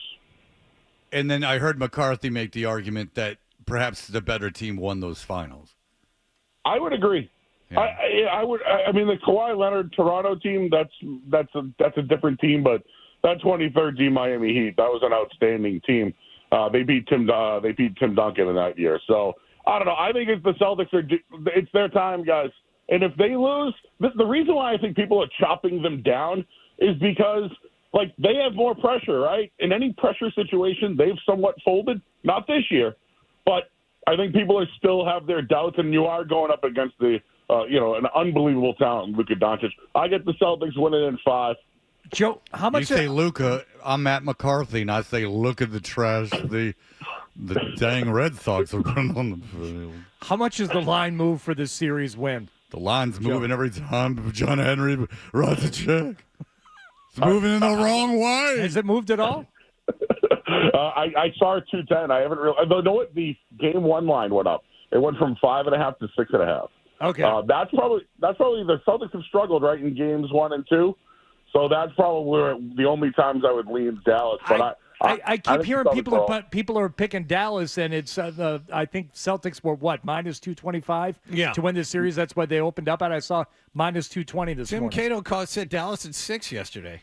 He's friends with Adolfo. But the line isn't moving, so all this talk of people like weird. Dallas, people like that, the money isn't going on Dallas, not to a huge degree. No, money hasn't moved. It's not the greatest odds for the Celtics, but I like him in 5 plus. I think it's plus 365. Roster-wise, the Celtics should beat this team in 5 or 6 at most. Yep. But then you have Luka Doncic score 20 points in the first quarter, like he did against Minnesota in the last game he played in, and things get a little weird.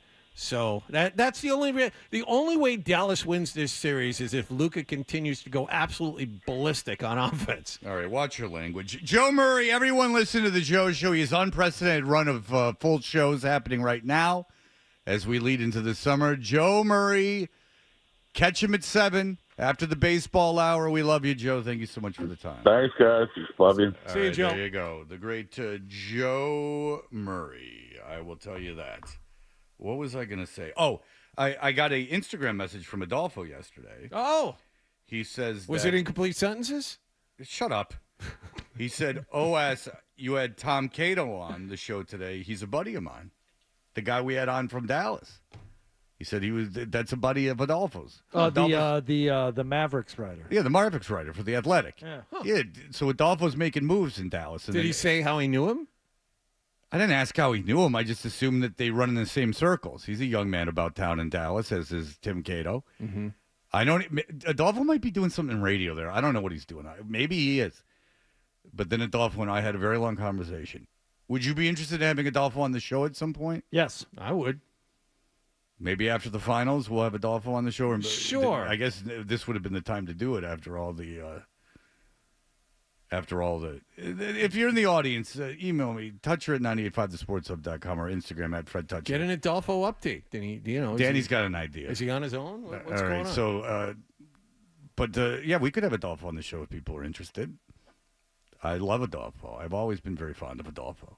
All right, we'll be back in just a moment. You're listening to Toucher and Hardy.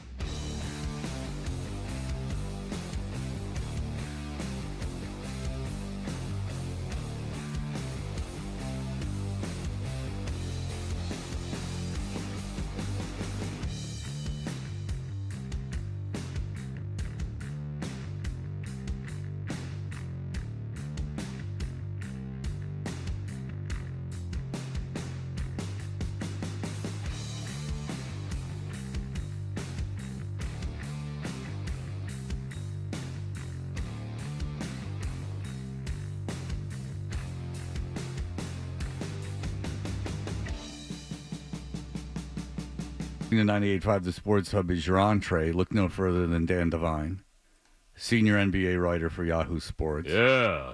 He went to Providence College. Yeah. Imagine if he took my class at Emerson. Then he'd really learn how to milk it, baby. Milk that sweet seed out of life. Just talked to him, as you heard yesterday. And Dungeon Master Jim is a practicing attorney who called into the show during the Milan Lucic situation to offer legal guidance. Yeah. So all three people, Dan, we are still in good contact with. In fact, I see Crash quite often.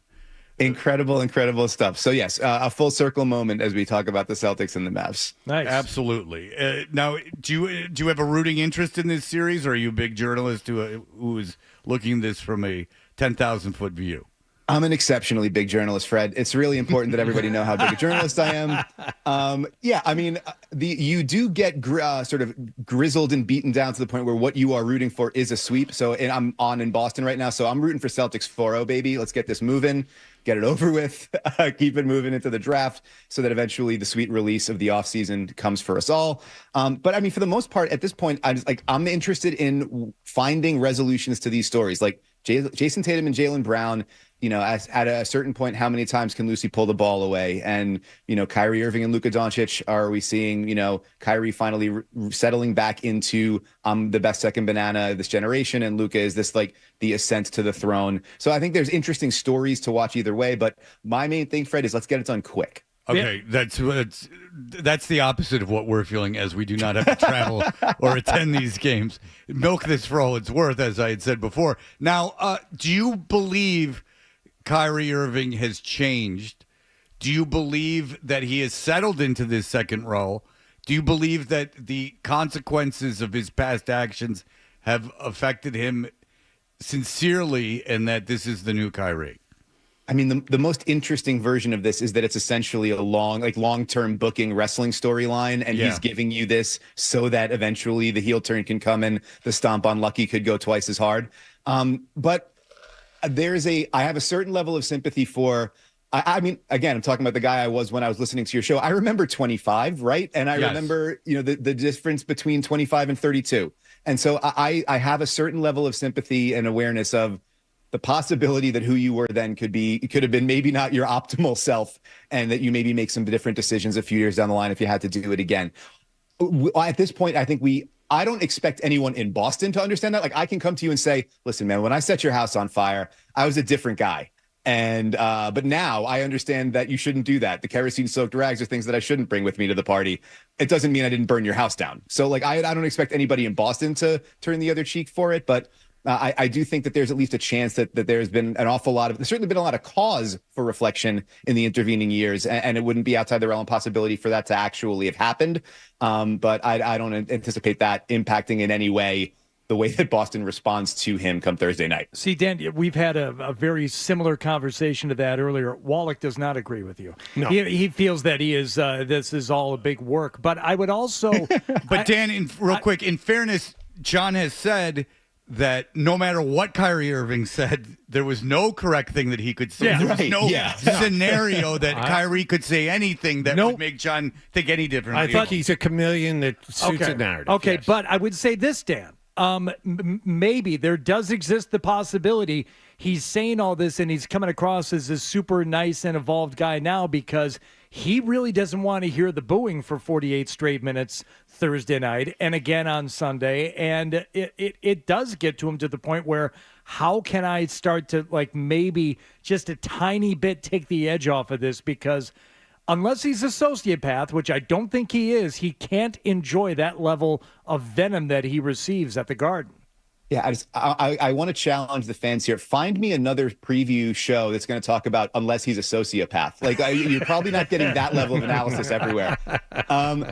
I think that it makes a ton of sense. Yeah, the intervening period between the end of the conference finals and the start of the finals, it's just a lot of open space and opportunity for things to go wrong, right? So he is doing kind of steering into the curb and trying to make sure that his flashers are on and he's going the speed. Let's not raise any hackles or do anything that's going to make the next couple of weeks harder. It is a ropes course you got to ace just to not turn this into something negative, and he's doing everything he can to take the sting out of it. All that goes out the window when he's in front of those fans. And then it's a matter of how he actually responds. His actions will tell us more than his words do. Like if he is in 5 minutes back to flipping people off and, trying to, engage with the fans in the front row, then yeah, maybe that was just lip service. But if he's able to sort of stay locked in, I think that's if you're a Celtics fan, you're looking at this and saying, I would like the version of Kyrie that's getting into it with us and fighting with us, because if he's just super locked in on the responsibilities he has as Luka's number 2 there, getting everybody else facilitating, and then also taking the scoring reins when Luka needs a breather, that's when Dallas is at its scariest. So yeah, give me the one who's not able to sort of keep his peace, because the one that is able to sort of stay locked in, that's when Dallas is dangerous. This version of Kyrie, the smiling Kyrie, the Kyrie, I put this all behind me, I've evolved, I'm not the same person I was when I was in Boston, I'm not the same person I was 18 months ago when I torpedoed Brooklyn. Are you on board with all of this? He just answered that. No. He said he think there's a chance, is what he said. John turned his back on Judaism. How does that matter? In how does that matter for any of this? He changed. Well, I'm not going to respond to the part about how your faith involves any of this, but I will say I think that I do think that I think what you're saying. Stay out of the fray. Well done. Yeah, that's exactly right. Big professional journalist. I would say that you're right. You're not. There's no way to look away from 18 months ago. This happened again, right? All you can do is say what has happened since then. And I was among those people when the trade happened and he moved to Dallas, like saying, I don't know how can you bank on this guy as a reliable commodity? Because we've seen what we've seen over the last 2 places he was and over the last several years, the different iterations of him just not being somebody you can rely on off the court, and then also like not being healthy enough to stay on the court, right? And I think the challenge here, though, for your point, John, is like all we've seen since he got there is him towing the line.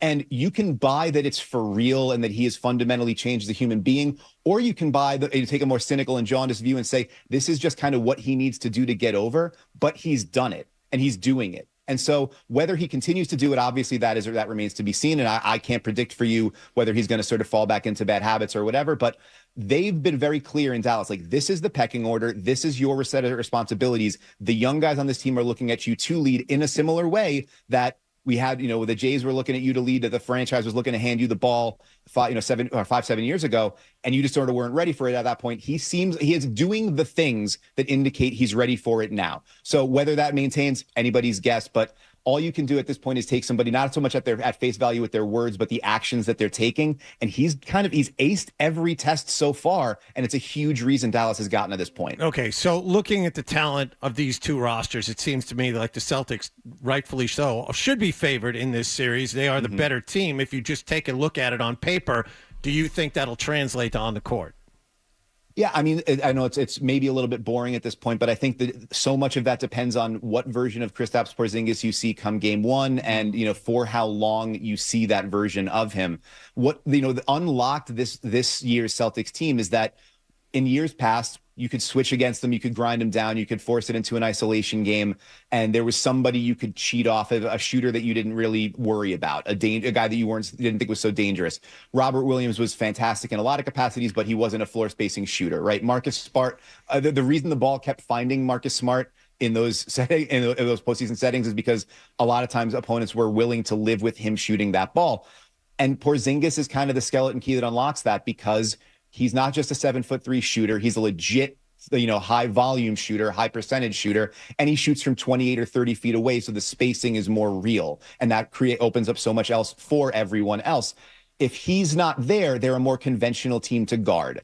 And obviously not an easy team to guard. We saw the way that everybody in the East struggled with them, but Dallas has been one of the best defenses in the league. Basically, it's not exactly since the trade deadline. That was a huge pivot point when they got Daniel Gafford, when they got PJ Washington. About a month after that, they switched their starting lineup. Gafford goes in, Derrick Jones Jr. goes in, and it's the size and the length there that has sort of made everything cascading effect function down for them. And they've been, I think they were second best in the league over the last 20 games on the defensive end, and they've been excellent all postseason long, turning off the water in Oklahoma City, turning off the water in Minnesota. So if Porzingis is there, he makes it so much more difficult to zone up in the paint, take away the driving lanes, make it more difficult for the Celtics to actually get to the rim, and then force a little bit more of that ISO ball and those sort of stagnant possessions. If he's out there, everything moves so much more fluidly and everybody's more of a threat. And he's also that mismatch hunter option where if you put a small guy on him, he's now more able to take that guy into the post and shoot over the top of him than he was when he was in Dallas, when Rick Carlisle famously was like, that's a bad play for us. We don't run it because it's an inefficient and bad play. So, I mean, he's been the X factor for me in a lot of the season and a lot, moving into the series. And everybody, by all accounts, all the words coming out of Boston are doing 5-on-5 better every day, yada, yada, yada. We'll see when the rubber meets the road, because he's going to get out there and Luka Doncic is going to say, I'm going to force a switch and make you guard on the perimeter. We're going to get the ball, make the ball go to you and see if you can do something with it. If he's able to, I think the Celtics' chances of scoring against that Dallas defense skyrocket. And if he's not, I think it's going to be much more of a slog than people might think. I would feel better if it weren't still getting better every day and he were just ready. I would like to think that he were ready had they needed him at the end of the conference finals, but that's not where he is. Apparently where he is he is still coming back, and the best we can hope for is no setbacks. As long as they say no setbacks and he continues to get better, we'll just have to live with that. Yep. Yeah, I mean, and living with 25 minutes of that is, I think, a hell of a lot better than saying, all right, we got to figure out how much of O'Shea Brissett and Luke Cornett we could live with in this series. And no disrespect to those guys, but I would never. But the vision of what this team is operating at its highest level is Porzingis with the 5-out offense, and also Porzingis as the interior impediment, where if Drew and Derek White and everybody forces the ball inside, there's a gigantic man there to clean it up. And so the best version of this team has him on it and has him as a huge part of it for significant minutes. That's certainly what we're going to hope to see come Thursday night. All right, Dan Devine, who in 2009 was a big fan of the show and the station. On his Twitter, he says he has the line, I bomb atomically, which is Inspector Deck, who works with Esoteric, who's a friend of the show. It all comes along. It's all connected. To me. It's all, what? Yeah. Dan Devine, read him on Yahoo Sports. He writes about the NBA. Thank you, Dan. Good job. We appreciate it. Thanks so much for having me, guys. All right, there you go. Dan Devine. Dan Devine. Say it one more time. Dan Devine. Well done. Like the Sheila Devine, Canada's own. Like the, that's right, Sheila Devine. Canada's own. Oh, didn't the guy from Sheila Devine email you or something? Yeah, they won the Rock and Roll Rumble. They're a Boston band. He's going to send us some of his music to use for bumper music. Whoops. My bad, John. You're thinking of Rush. I was thinking of Triumph because I was reading lyrics from Triumph by Wu-Tang Clan, which made me think of Triumph, who's a Canadian band and a three-piece, and I was just my brain is just a fun place. All right, when we come back, we can finally get to the hard-hitting news that we've been waiting on all morning for 2 days, really. We can get to that in just a moment. Sports Hub headlines.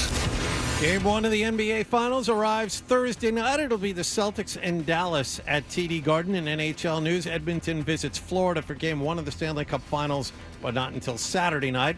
Red Sox are right at 500. They had last night off. They opened up a 2-game interleague series with Atlanta at Fenway Park tonight. And the Patriots assigned former Division III wideout David Wallace and waived offensive lineman Andrew Stuber. Sports Hub headlines are brought to you by the Massachusetts Energy Marketers Association, clean, renewable bioheat fuel. I'm John Wallach at Boston's Home for Sports, 98.5 The Sports Hub. Your next update at 9 o'clock. If you've got the app,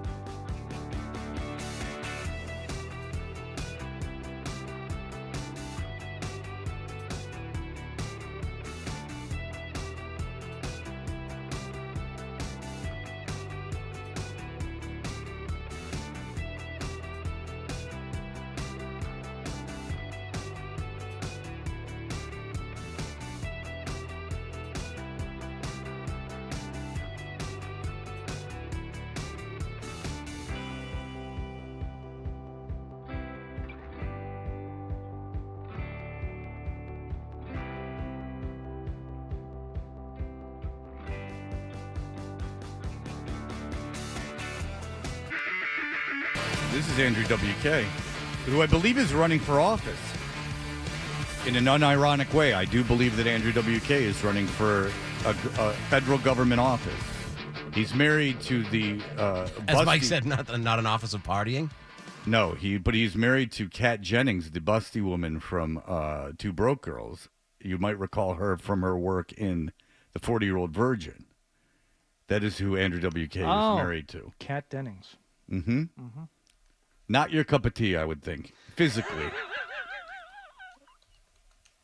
I would say the that first thing I thought of. There were a couple of scenes in 40-Year-Old Virgin where I'm like, it's not really my thing. But. Yeah, I mean, add into that she was pregnant in 40-Year-Old Virgin, wasn't she? No, she was getting ready to, enter the. She wanted to have sex or was having sex, so Steve Carell's character took her to, I don't know whether it was like a birth control class or some kind of seminar where they were teaching kids, about the dangers and the pitfalls of having sex at an early age. Now, ironically, Kat Dennings, probably not your cup of tea, but her mother in the 40-Year-Old Virgin probably would be right up your alley. Catherine Keener? Yeah. Big fan. Yeah.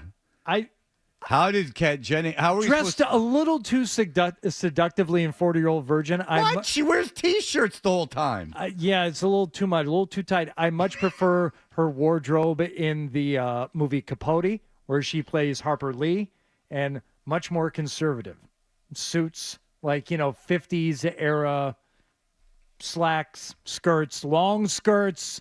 That's more my style. You yearn for a return to those kind of values. Drab colors. Muted. Let's not get too showboaty here. Yeah, okay. You hide that body of yours. Who do you think you are? A Don't person? wear just a T-shirt. We want a turtleneck. No, I would like us all to wear tunics, quite frankly. Everybody, men and women. Are you? No, I don't believe that for a second. I believe this is women. And you say that your theory is... You ever seen the movie Defending Your Life when they're all walking around Judgment City wearing tunics? Yes. Doesn't that look comfortable? Doesn't everybody look happy? No, he wasn't happy. Albert Brooks in that. Albert Brooks is never very depressed happy in what was movie. happening. Have you seen Defending My Life? I watched a portion of it again yesterday. The documentary that his buddy Meathead from All in the Family did. Oh, Rob Reiner. It's so good. I don't care for Rob Reiner's conservative politics. What? I thought you were his obvious statements on Twitter are very enraging. I thought you were going to say I don't care for Albert Brooks, and then you and I were going to have no. Everyone likes Albert Brooks. Good, thank you. Even from when he was a child in Carl Reiner's home, making Carl Reiner and the Spaceballs fella Mel Brooks get guffaw with laughter with his fake magic act. Funniest kid he ever met, one of the funniest people he had ever met. That's what Carl Reiner said about Albert Brooks as a 16-year-old. And then you know what that made Rob Reiner do? Eat and eat and eat. You ready, Daddy Fred? doesn't love me. You ready, let's Fred? go. I am, yes. We interrupt this program for breaking news. I can't use it. Newsflash.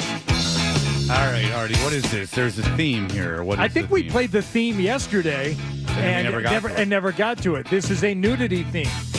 2 naked news stories. And for the first one, I don't want to go down the rabbit hole again, but we go to the city that I lived in for a time, Albuquerque, for story number 1. Fred? A naked guy turned heads yesterday morning as he waved to drivers from the top of the Bumblebee Transformer statue right there. What's going on? What is the Bumblebee Transformer statue? Why is this so quaint and cute? You'll find out there is a statue of the Bumblebee from the Transformers movie. This is a municipal thing? Like they had an artist create a Bumblebee statue? Well, I like the term installation. It could be an art installation of some kind, not necessarily a show or an exhibit, but there's a sculpture installed, and it is a sculpture of the Bumblebee from Transformers. And wouldn't that be weird that they would do something mainstream like that when you have all these magical crystals that lie amongst your they're in nature. Oh, yes. Healing crystals everywhere. You're thinking of Santa Fe, really, more than Albuquerque. Albuquerque's like the drunk uncle of Santa Fe. No, it's kind of like the methed out uncle of Santa Fe. Okay. But there's nothing wrong with it. I mean, that's good stuff. So No, you couldn't pay me to. You literally may not be able to pay me to watch the Transformers films. A naked guy turned heads yesterday morning as he waved to drivers from the top of the Bumblebee Transformer statue. You're going to be in Albuquerque for a long time, honey. Right there at the corner of 4th and Lomas. And this was not the first time that he attempted this stunt either. In fact, twice in one day, AFR had to help a naked... What's AFR? Albuquerque Fire and Rescue. Yeah. Yeah, no. They're too good for the department? Okay. I guess so. I mean, fire department, right? Right, guys? Hector Mileto climbed down. They did not give him a chance to do it 3 times. Spencer Schott joins us from the statue where everybody is clothed. So what charges is Milero facing at this point, Spencer? Well, Tessa, Milero was arrested for indecent exposure. And we get that. Describe the hog. What was he working with? Oh, it was a hog reveal. That's right. Yeah, did he have a nice piece on him or what? Yeah. Come on. What's the deal? You said 10 times he was naked. What's the hog look like? Come on, baby. Describe it. That's for the Brady Bunch. Wow. That is segue music from the Brady Bunch. That was for Transformers, right? Said TRANN. I didn't know it was that other transition. No, that is... How about that? Something Mike and I were working on. I kind of like it, though. It's not what I meant to play there, but it was good. That is one of those Pavlovian things that when you hear it, you know what that's for? That's for when you do your weird look away from the microphone, stare at me and John when you're very pleased with something you just said. Go ahead. Drop a little weather. That's what that's for. I might give a little shrug and a palm up for that, too. Right, yeah. Not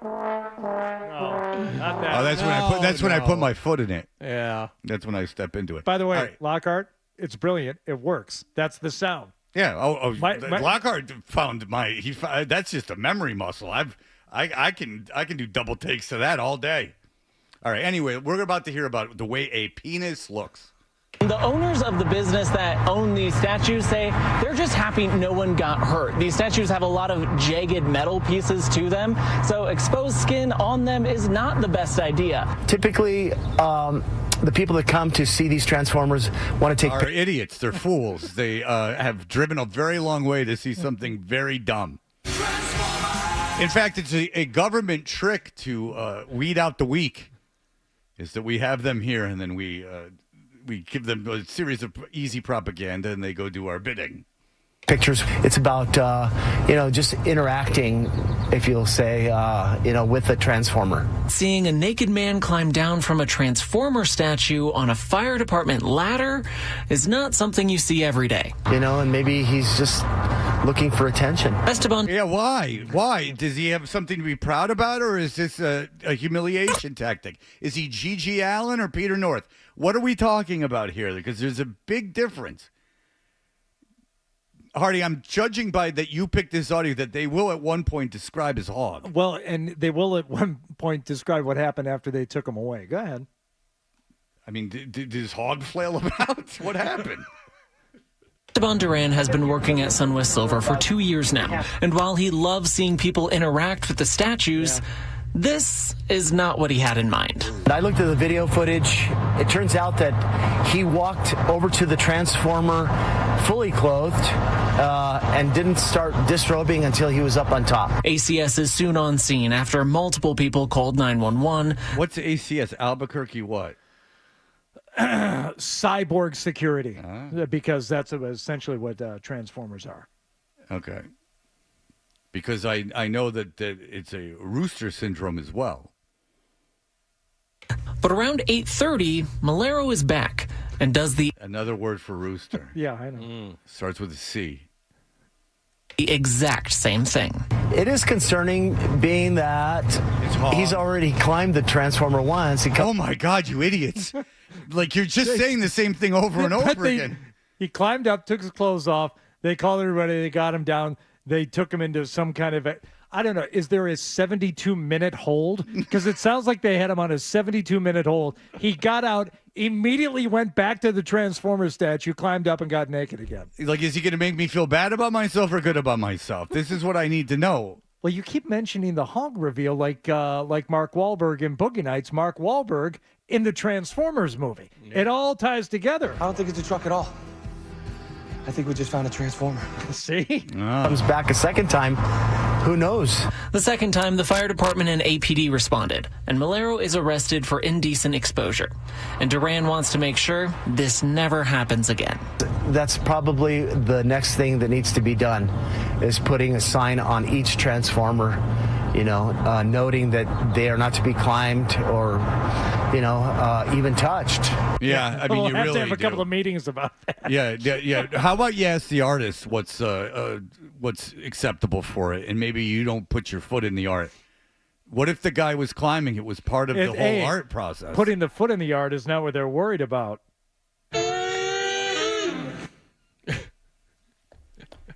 So 2 minutes and they don't describe his hog once. Well, very good.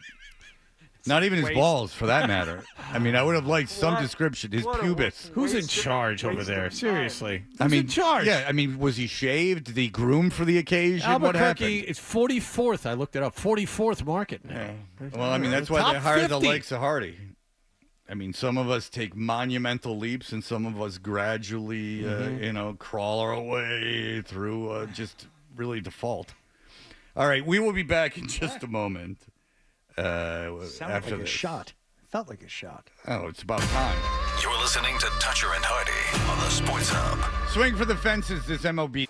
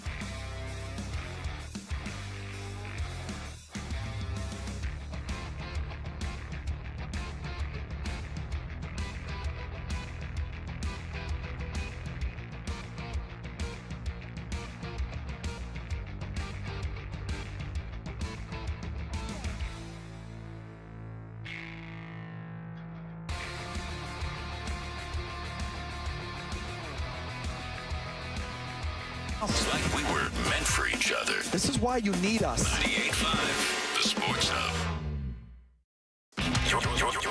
You're listening to Toucher and Hardy on the Sports Hub. Looking for no reason. He lives a Zen lifestyle because he is doing activities. Now, you have an injury now, Adam. Is it? I do, yes.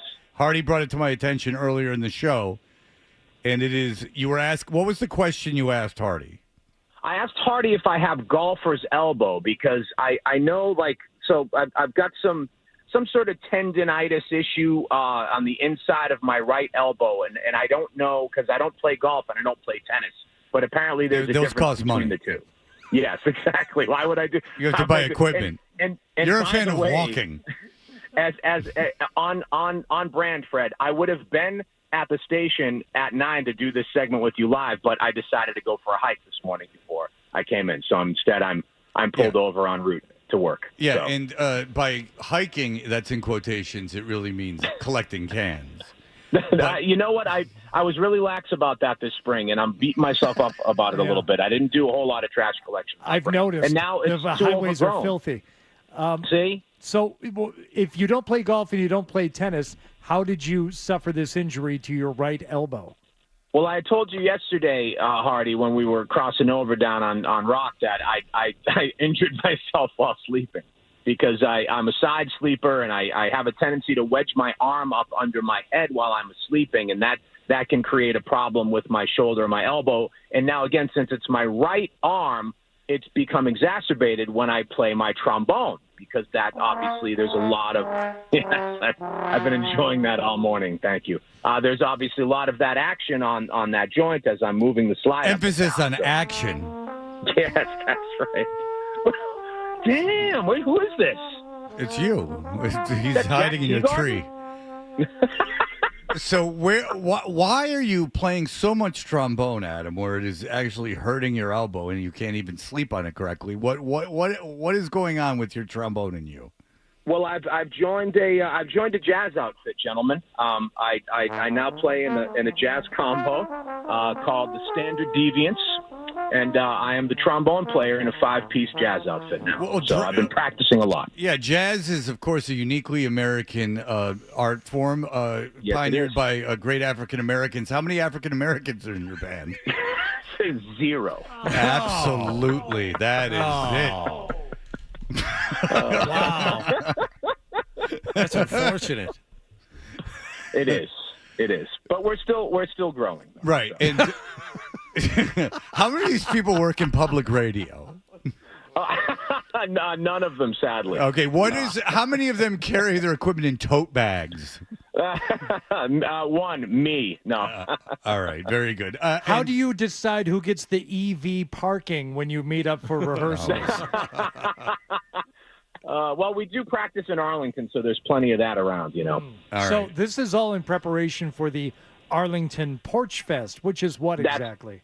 That's correct. So, well, every town these days has a Porch Fest, and Arlington has theirs on They do? Saturday the 15th. Yeah, so, it's Newton have proliferated. one? I mean, Does Newton have a Porch Fest? I don't know. They do. They did last it week. does. I looked it up. I don't read the flyers on the library Last wall. week they had the Newton Porch Fest.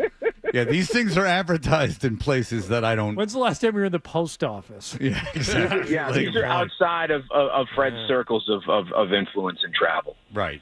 But there is a Porch Fest now. What does that mean? Does people open their porches to traveling musicians? How does that work? I mean, you can. Well, I mean, every town kind of does their own spin on it, but yeah, that's basically the idea. Is you can, when they announce the date of Porch Fest, you can kind of volunteer your porch, and most people who do are people that are planning on performing themselves, Or and about it can to be die.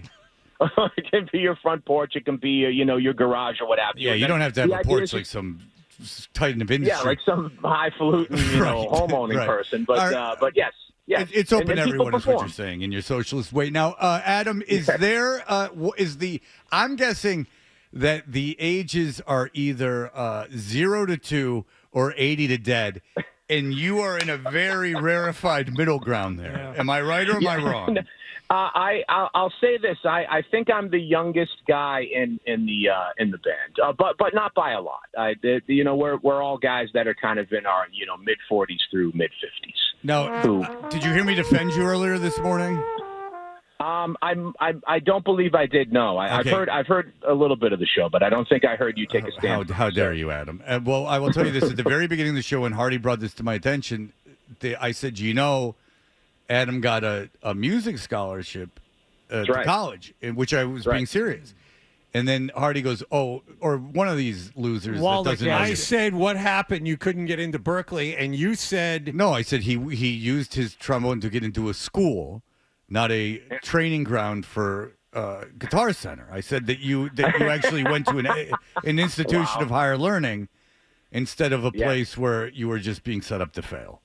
That's true, but I must say I did also receive, when I was in high school, I was able to take advantage of, because the Wakefield High School Jazz Band was so good in the late 90s that every year we would perform at the Berkeley Music Festival, and we would play so highly that they would give our school 2 scholarships to their 5-week summer program. And when I was a junior in high school, I was afforded the opportunity to take advantage of that. All this is going on without anyone's knowledge. That all of this happens without anyone's knowledge. All these festivals and parties, and no one knows about them. It's a whole new world. Except women that don't dye their hair. I can open it up to you. I can take you there. I foolishly thought you were going with Berkeley gave 2 scholarships to Berkeley to members of the Jazz. Oh, no. 2 scholarships to, why don't you drag your ass downtown? You can come visit for 5 weeks in the month of July. In the middle of the summer. And we won't charge you for it. Oh, great. There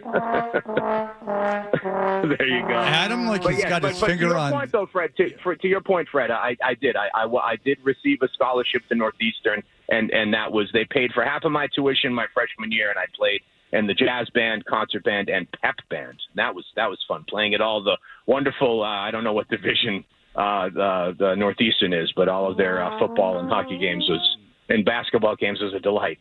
Watching them get their ass handed to them in the bean pot. Fantastic. Yeah, well, those days are done. And now you're a fan of the bean pot. Now you go to the bean pot. I haven't been in a few years, but yes, for about a decade, my father and I would make a habit of going to the bean pot every year and sitting on the press level, because I was able to finagle that. And we had a rooting interest, and we would absolutely get excited and boisterous when Northeastern would score, and we would get side eyes from one Dan Roach, who would be sitting he didn't like how unprofessional we were acting on the press level. And you put the onus on them when you're the one just going and misusing the passes. But very quickly before you leave, a very controversial in the wake of the 30th anniversary of the Beastie Boys' Ill Communication album. Yes. Adam 12 has put out his ranking of the Beastie Boys albums in order of greatness, and Adam 12 with a very controversial ranking. Go ahead.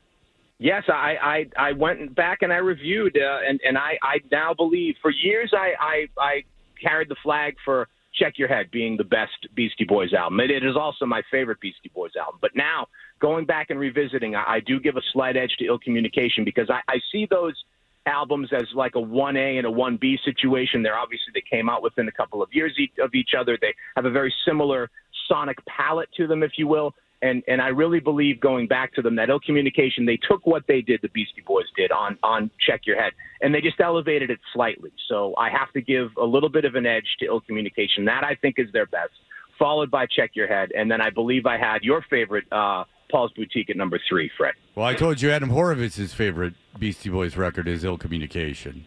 Yes, so which I didn't know. So yeah, he feels that if you bought that album, you got a bit of everything, that you should walk away satisfied. And that's my thinking as well. That it does a really great job of encapsulating all that the Beastie Boys not only were about at that time, but that they were about kind of leading up to that point. I'm gonna have to go back and listen past track 12, because that's generally where I would tap out on that album. Sure. There's a lot of music on there. Yeah, there's a lot on there. Yeah, the instrumentals are not good. People think that they make themselves think it, but not all of us are accomplished porch musicians like you in all-white jazz ensembles. Hardy, I have to ask, is this a particular trombone player you found, or did you just find, like, generic trombone lines? He's got 1 foot in the library record department already. Lockhart found it all this morning, but we were having a conversation in the back room. We can all name a famous musician of virtually every instrument except for the trombone. Now, trombone shorty, but that's only been in the last few years. Sure. You can name famous trumpet players, clarinet players, flute saxophone. Saxophone. James Galway is a flute player. It's like certain things. Jethro Tull. Ian Anderson. Who is a famous trombone player, Fred? You know a lot about music. Can you name a famous trombonist? Okay, other than trombone short? I'm thinking if I can think of a jazz trombonist. Well, that's the trick, though, is that the trombone doesn't translate very well to popular music in the way that the saxophone and the trumpet does. So really, when you're thinking of famous trombone players, you are thinking of famous jazz musicians. You don't get a lot that crossed over aside from the example you gave of trombone shorty. So who are the most famous, closest thing to a household name trombone players ever? I would have to say probably Glenn Miller, right? The big band leader from the 1940s. Even though that's a long time ago, that's probably the one, like, how, because he was so popular and begat a whole lot of other great trombone players. Were you a big fan of the movie Rebel Without a Cause? You know what? I don't think I've ever seen that James Dean film. All right, Adam. Very good. Gentlemen, it's always a pleasure. Get in here. I will. The air conditioning's free. I'm on my way. Can I tell a real quick story before we go? Because Fred, you'll appreciate this. Yeah. So when Nick called me to ask me to come on, I'm in Winchester right now, so I had to pull over. And I pulled over in a 1-hour parking zone. And as soon as I pulled over, it was as if out of the bushes emerged a parking volunteer. And I could see them staring down the sidewalk at me and making a note of my license plate before they kind of scurried away. So they're definitely doing their job here in Winchester of making sure that you're out of that 1-hour parking zone by the time your hour is up. So be careful. It's a game of cat and mouse between Adam and the 1-hour parking. That $15 ticket doesn't write itself. No, it does not. All right, Adam. Yeah. Very good. Thank you, gents. Thanks, all right, Joel. we'll see you soon. Adam, who's dealing with a terrible injury. Get him off the phone. You left out Heathcliff Huxtable's dad. Very famous trombone player. Yeah, that was when the Cosby Show just went, we're doing whatever we want. They'll sit through anything. These morons will sit through anything. We're just going to play garbage jazz. Can we have Claire sing for an entire episode? Woof. I'm still fascinated by that episode. There's an episode of The Cosby Show, if you don't know, where Mrs. Huxtable, Mr. Huxtable's wife, strangely enough, the show starts with them all with their bags in the living room about to leave the brownstone. And they go, and the next scene is they're at Hillman College, where her alma mater, and there is a thing in the church, and Claire just sings. And you go, Fred, she doesn't just sing. She sings, then they go to commercial, then they come back from commercial, and she's still singing. She sings the entire, Felicia Rashad, 22-minute episode, Felicia Rashad sings 19 minutes of it. There's no question about it. And she's not particularly talented, but she's not bad, so it's just boring.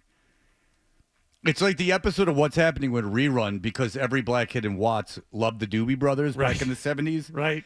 So Rerun goes and famously tapes the Doobie Brothers, and you go, okay, I get it. Like, people were bootlegging shows. How about 2-part episode? How about the Doobies just knock off about 4 full songs?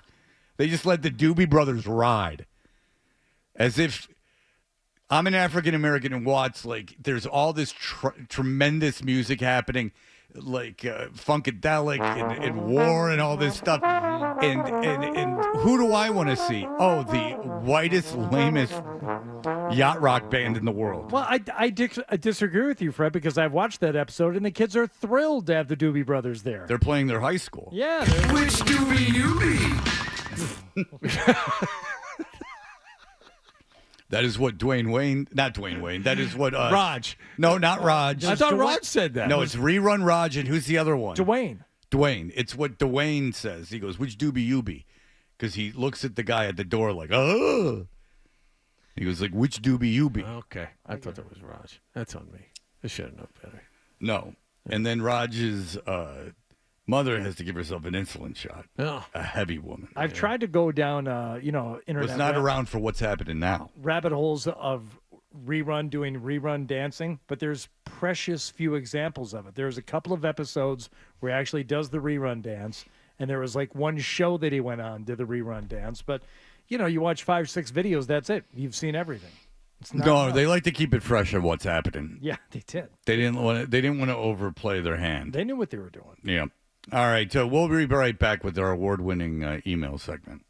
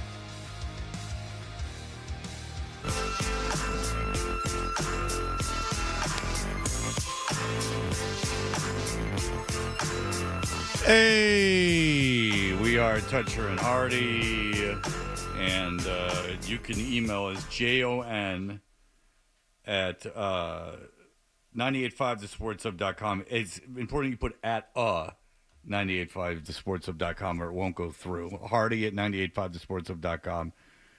Toucher at 985thesportshub.com. I've been getting better about getting back to people, but since we're doing this, we get many more emails than usual, so it can take a long time. Hardy gets back to everybody. Mm-hmm. Go ahead. Not everybody, but I just got back to somebody who said, Hardy, you have missed opportunity there. You had the Albuquerque story about the guy climbing the transformer, but you have the name of the on-scene reporter. Why didn't you call them and ask Fred and have Fred interview them on the air so you can ask him about his penis size? Small market folks love exposure in larger markets. Puns only incidental. That's from Don. And I already emailed back. I said, that is a great idea, Don. I said, there's one issue with it is these stories, like the Transformers story. We sometimes don't get to them as scheduled. It's kind of a running joke that sometimes we have these kicker stories, as we call them, that will get shelved for days, weeks, in one case, months. Mm-hmm. And had we scheduled a guest, we would have either bumped it or, even worse, had to force the segment onto the air, and that would have upset Fred, to know. Yes. Fred, we have to do the Transformers story here. Why do we have to do it? Well, because we have that reporter booked. Oh, all right. That's you. Fair enough. I would have hated it. Yeah. I'm like, oh, someone else has got ideas? This is terrible. I like Don's idea, though. Yeah. So thank you, Don. Jason says, good evening, Freddie T, because this was sent yesterday evening. Hardy and John as well, even though he didn't send it to you, so obviously he's faking it. As I send this to Fred, you'll probably care for it the most. He's saying I would. Active listener from 6 to 10 as I drive. But anyway, I know you bring up Tyler Faith on the air, so I'm hitting golf balls in the backyard into my net. Shout out Hardy. And on walks Tyler Faith. Not going to say her real name. I never met her. My mom and dad had been friends with her for a while, though, through a friend. I'm curious how you know her. And I bet Wallach does as well. Local Saugus guy, not the ratchet kind you're thinking of. I'd love to get to call in one day and get answered. Well, you don't even have to call in, Jason, because we can answer this. But first of all, that's got to be kind of cool that you're in the backyard and then but net to hit balls into, it is cool. I have one. And, yeah. Yeah, but then in comes a porn star. Oh, no, it interrupts your practice session? No good. Practice session uninterrupted? You don't want that? No. But can you imagine that you're in your backyard and you're practicing golf and in comes Saugus' own adult film star, Tyler Faith. And unexpected. By the way, Jason, I know her real name too. Oh, you do? Now would be the time for Wait, Tyler Faith isn't a real name? Now that would be the time to... No, it's not. It's her. It's a nom de plume. Oh. It's for when she writes erotic stories. So like I was saying, I too know her real name. Hardy's is busy doing something else. No, I'm looking for my next email, and there's one here that will require some production. I'm going to save it until tomorrow. Very good. Do you remember how we... Yes. How we know Tyler? And it wasn't Meatballs in Manhattan's. That's what I thought it was. No, but how did we bring her up in the first place? I don't remember. I don't remember. None of us can remember. I was listening to the show then, but I don't remember. Yeah, and Nick doesn't remember, and Mike doesn't remember. It must have been me. So I don't know. Yeah. It must have been me because I would be the most likely to be interested in the adult film stars of the area. I just remember Nick being really, really angry before we. Well, you'll recall that Tyler Faith made out with Nick's father at Meatballs in Manhattan. Okay, did they make out or did they just have a smooch? I want to say at the beginning of the kiss, it wasn't it wasn't like a makeout thing, and then it kind of evolved from there. Nick, you were witnessing this. Your father, Tyler Faith. What they did made they out? Yeah, they made out for how long? Long enough. No, was it 10 seconds? Was it 2 minutes? I wasn't keeping a time. I wasn't timing it. So did Nick. It was felt long like enough. forever. It was like 10 seconds. But you did not like that. No, of course not. I hate this. I hate everyone. I hate everybody here. I hate you. I hate Fred. It's gross. Yeah. I don't want to see that. I was standing right next to Nick when he was being interviewed for that. He was not pleased. Was your father jazzed up about it? Was he jacked? Yeah, of course he was. So what? Like, oh, Nick, come on. The blood's going where the sun don't shine. I haven't felt like this in 30 years. Is that what you're saying? No. I don't know. When was the last time your father had sex? Nicholas? Nicholas! When? Why is he so He opposed? moved away from that mic pretty quick. Why is he so opposed to his father being happy, even for 10 seconds? Yeah, you don't have that kind of relationship? You guys, like, share chicks and stuff? The Gronkowski way? Like the opening scene of Officer and a Gentleman. I don't remember that. That was Zach's graduation present. His father got him, I believe, a sex worker that they shared. That was Anthony Cumia's dad, I believe, got him a woman of the night. I thought you meant Robert Loggia was Anthony Cumia's dad. No, it was Robert Loggia played. How long has Robert Loggia been the age of having an 18-year-old kid? I mean, Robert Loggia, the Officer and Gentleman's like from when I was 5 years old. Robert Loggia was old enough to have an 18-year-old kid in 1980. I believe he's left the planet. Yes. He's left the mortal realm, Robert Loggia.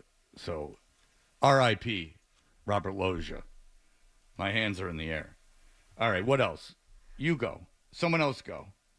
Who's got an email? John, you're on the spot. No, forget it. He's not ready. Yeah, Tim he's up. not ready at all. Says Adam 12 in Porch Fest. The idea of these things just makes me extremely happy that my house doesn't have a porch.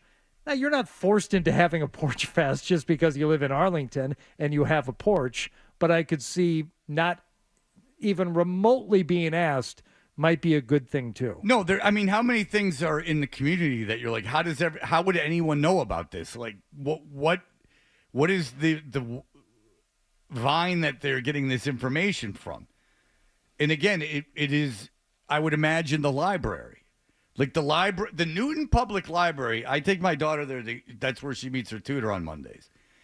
And that place is bustling with adults. There are adults of all shapes and sizes going in. Well, no, that's not true. Of a certain size going in and out of this library. And so there's something going on. And it's like a lot of like wearing pants on a 90-degree day. There's a lot of comfortable shoes with pants.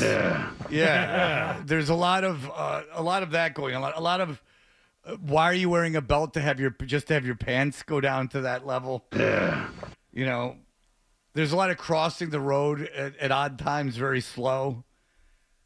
But it's all happening. So I would imagine that's where you get this community information. Or just ask Adam 12. Call him up. He's doing a live show. Ask him where the cans are. Yeah, you can call him on Rock 92.9 starting, I don't know, about an hour from now. And I had floated that I had talked to Adolfo yesterday via the Instagram, and I said, should we have him on the show? And everyone's saying yes. It says, hey, Fred, please, for the love of God, have Adolfo on the show. That's from Zachary. I've gotten quite a few of these. Yep. So there you go. Ben says... referencing Joe Murray as Newman because remember the Seinfeld where Newman is obsessed with Kenny Rogers roasters and they make him try the broccoli.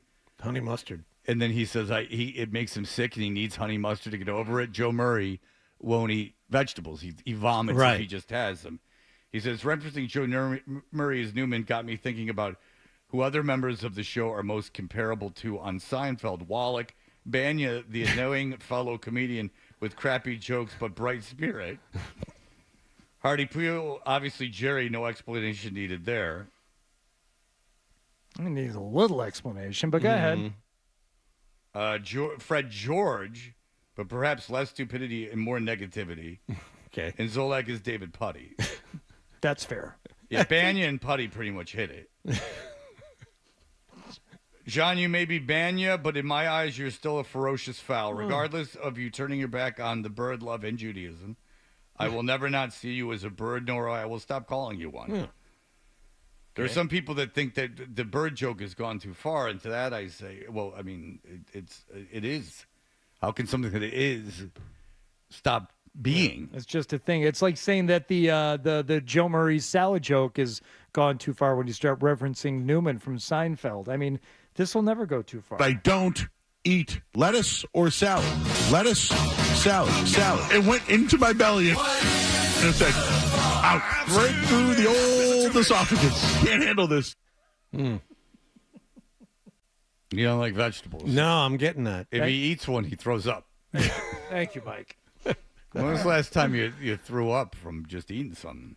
It's been a while. The last time I threw up was Ozempic, when I tried the Ozempic. Yeah, that was not good. No, last two times I threw up, and this sucks because who doesn't like, especially in the summertime, barbecue ribs, right? Rack of ribs, half a rack of ribs. Something about, I don't know if it's the gristle and the pork, something about rib. Yeah. Last two times I had ribs, I ended up puking my guts out later that night. So we're not doing ribs anymore. I don't do ribs anymore. You can't. You're going to. Whoa, Eric, hello. Hello. Hardy, it's your buddy. It's North Carolina NASCAR, Eric. I haven't talked to you in a while. Hey, what's up, Eric? So, you know what? You guys got on the conversation. I wanted to call in, and I'm definitely not taking credit for the Tyler Faith thing, but it was years ago where I grew up in Saugus. One of my best friend's moms is actually her best friend that grew up together. Okay. So it's funny because I was pushing them. I'm like, you got to contact Fred in the show. I was living down south at the time, but I remember the Meatball in Manhattan night. They were all there, and my friend's mom definitely made it a point to tell me how infatuated she was with Fred. She really liked Fred, and I'm not trying to grease, to gas up Fred, but I was trying to call in months ago when Fred was talking about being single. I'm like, man, I heard she was a big fan of Fred at Meatballs and Manhattans and stuff. So, I mean, that's honest to God true. Tyler Faith? Oh, really? Fred, I swear to God, I'm not even making this up. I'm not kidding. This is coming from her best friend that was there that night with you guys. She was like, even to me, I was like, really? And I think you were still married at the time. And I was like, I don't know. I found that pretty interesting. So I was like, man, Fred, maybe you should reach out to her, go on a Kowloon date or something. I don't know, but I mean. Well, listen, Eric, this is a very, very rare thing. The idea of someone calling in and saying a woman was interested in me. This might be actually, this is territory that's never been covered before. So, Eric, congratulations. I've been on the air in Boston since 2006, and this might be the first time someone's ever said a woman was interested in me. This is write it down. I'm glad I could pioneer a moment on the show, and I love the show, and I love you guys, and you guys have really hit your stride. I've known Hardy for a long time, from that miserable tour bus thing that he went on, and Hardy's just an awesome guy. He's always been good to me, so I appreciate you guys, and I love the show. All right. To hear from you. Have Tyler call in. Eric, have Tyler reach out to me. It's all good. I will do some due diligence on this. All right. Yeah, you grease the wheel for your boy. All right, thank you so much. There you go. There's a NASCAR team down there, Eric is. In North Carolina? Yeah, he works for like NASCAR crews and stuff. He puts the wheels on. There's like a whole team of people. I don't know if he's a race day guy. I don't know. I think he was with Penske for a while. I don't want to say it because that's like fighting words if you get the wrong team. Yeah, but he's very much in the life down there. Yeah, you don't want to open yourself up for litigation. Exactly. That's for sure. Yeah, but Eric's good people. Yeah, you don't want to open yourself up to litigation. That is very true. All right. Thanks for helping, John. We'll be back. What are we going to have? I can't even begin to talk about it. The longer I try to talk about it, the less time we'll have to actually do it. So can we just go, and then we'll do it when we come back? Absolutely. Here are the headlines. You will hear from John. Sports Hub headline.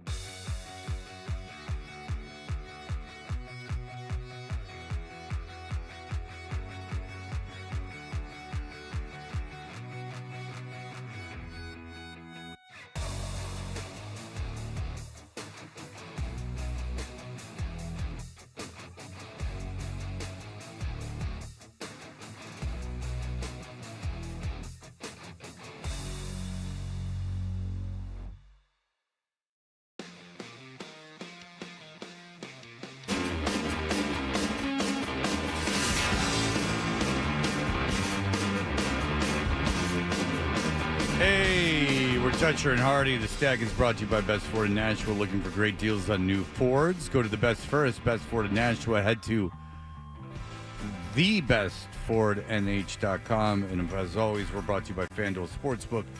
Make every moment more with FanDuel. Did you get your computer fixed? No, it's totally frozen now, but that's okay. This story will need no help from the internet or anywhere else because I have it in front of me. This one is from our favorite, James Corden. And we all know James Corden and the delight that he has been to so many people the world over. Involved in another controversy, though, Fred. Sunday, the former Late Late Show was photographed in what appeared to be a confrontation with a British Airways employee after a trip from Portugal to the UK. But other passengers have come to his defense, saying that he was in the right. Now, what has happened with James Corden in the past? We know that he's been chastised for his treatment of restaurant employees. There was a restaurant in New York that I believe banned him because of his treatment of employees. Spice Girl Mel B said James Corden was the biggest dickhead she had ever met. That's a quote.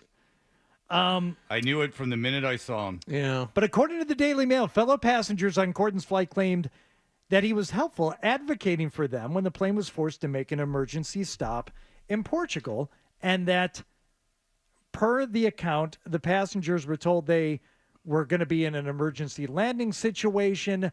It ended up not being that bad, but they had to sit on the tarmac for 3 hours. So Corden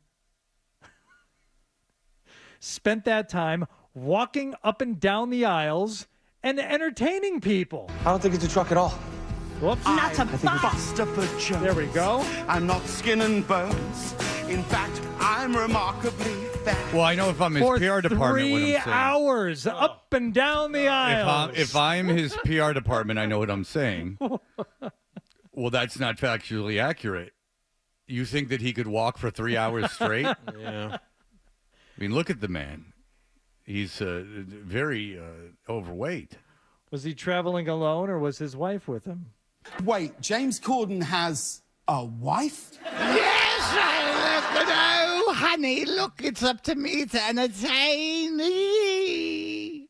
So they finally let everybody off the plane. At that point, Corden But then only two could walk off because everyone else had committed suicide.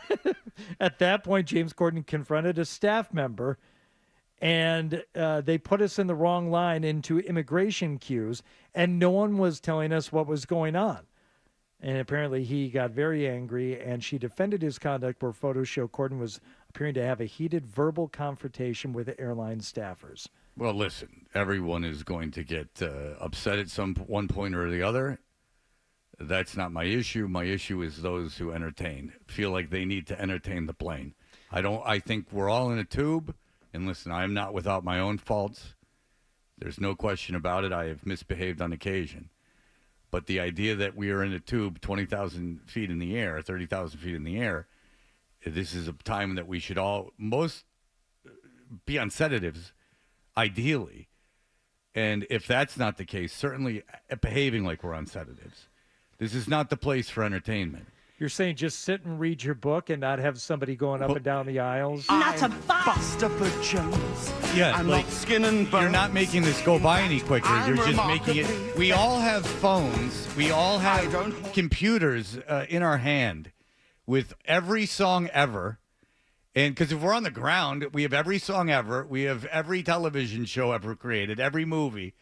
And now I hated that idea that COVID wasn't a big deal because we could just sit home and watch movies. But for 3 hours, I can entertain myself. Yeah. And I'm not happy about it. And to defend James Corden a little bit, if I was on a tarmac for 3 hours because of emergency landing and then they put us in the wrong effing line, I'd be pissed off too.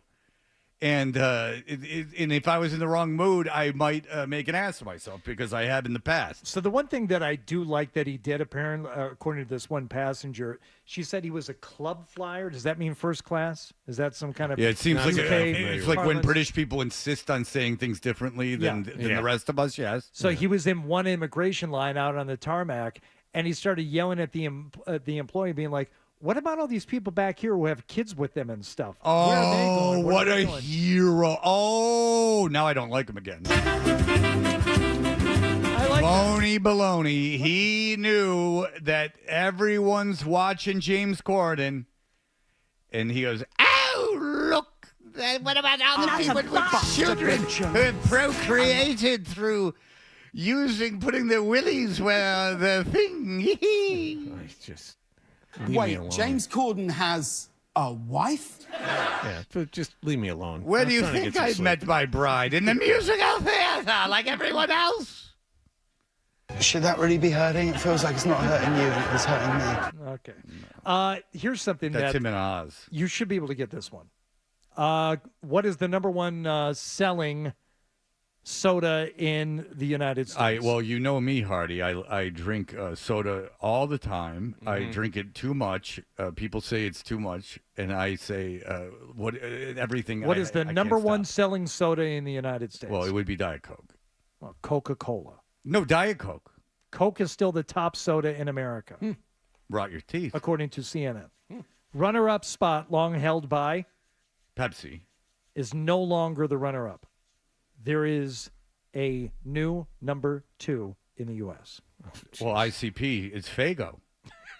Tab. You know who used to drink Tab? Mr. Bob Pibb. Guccione.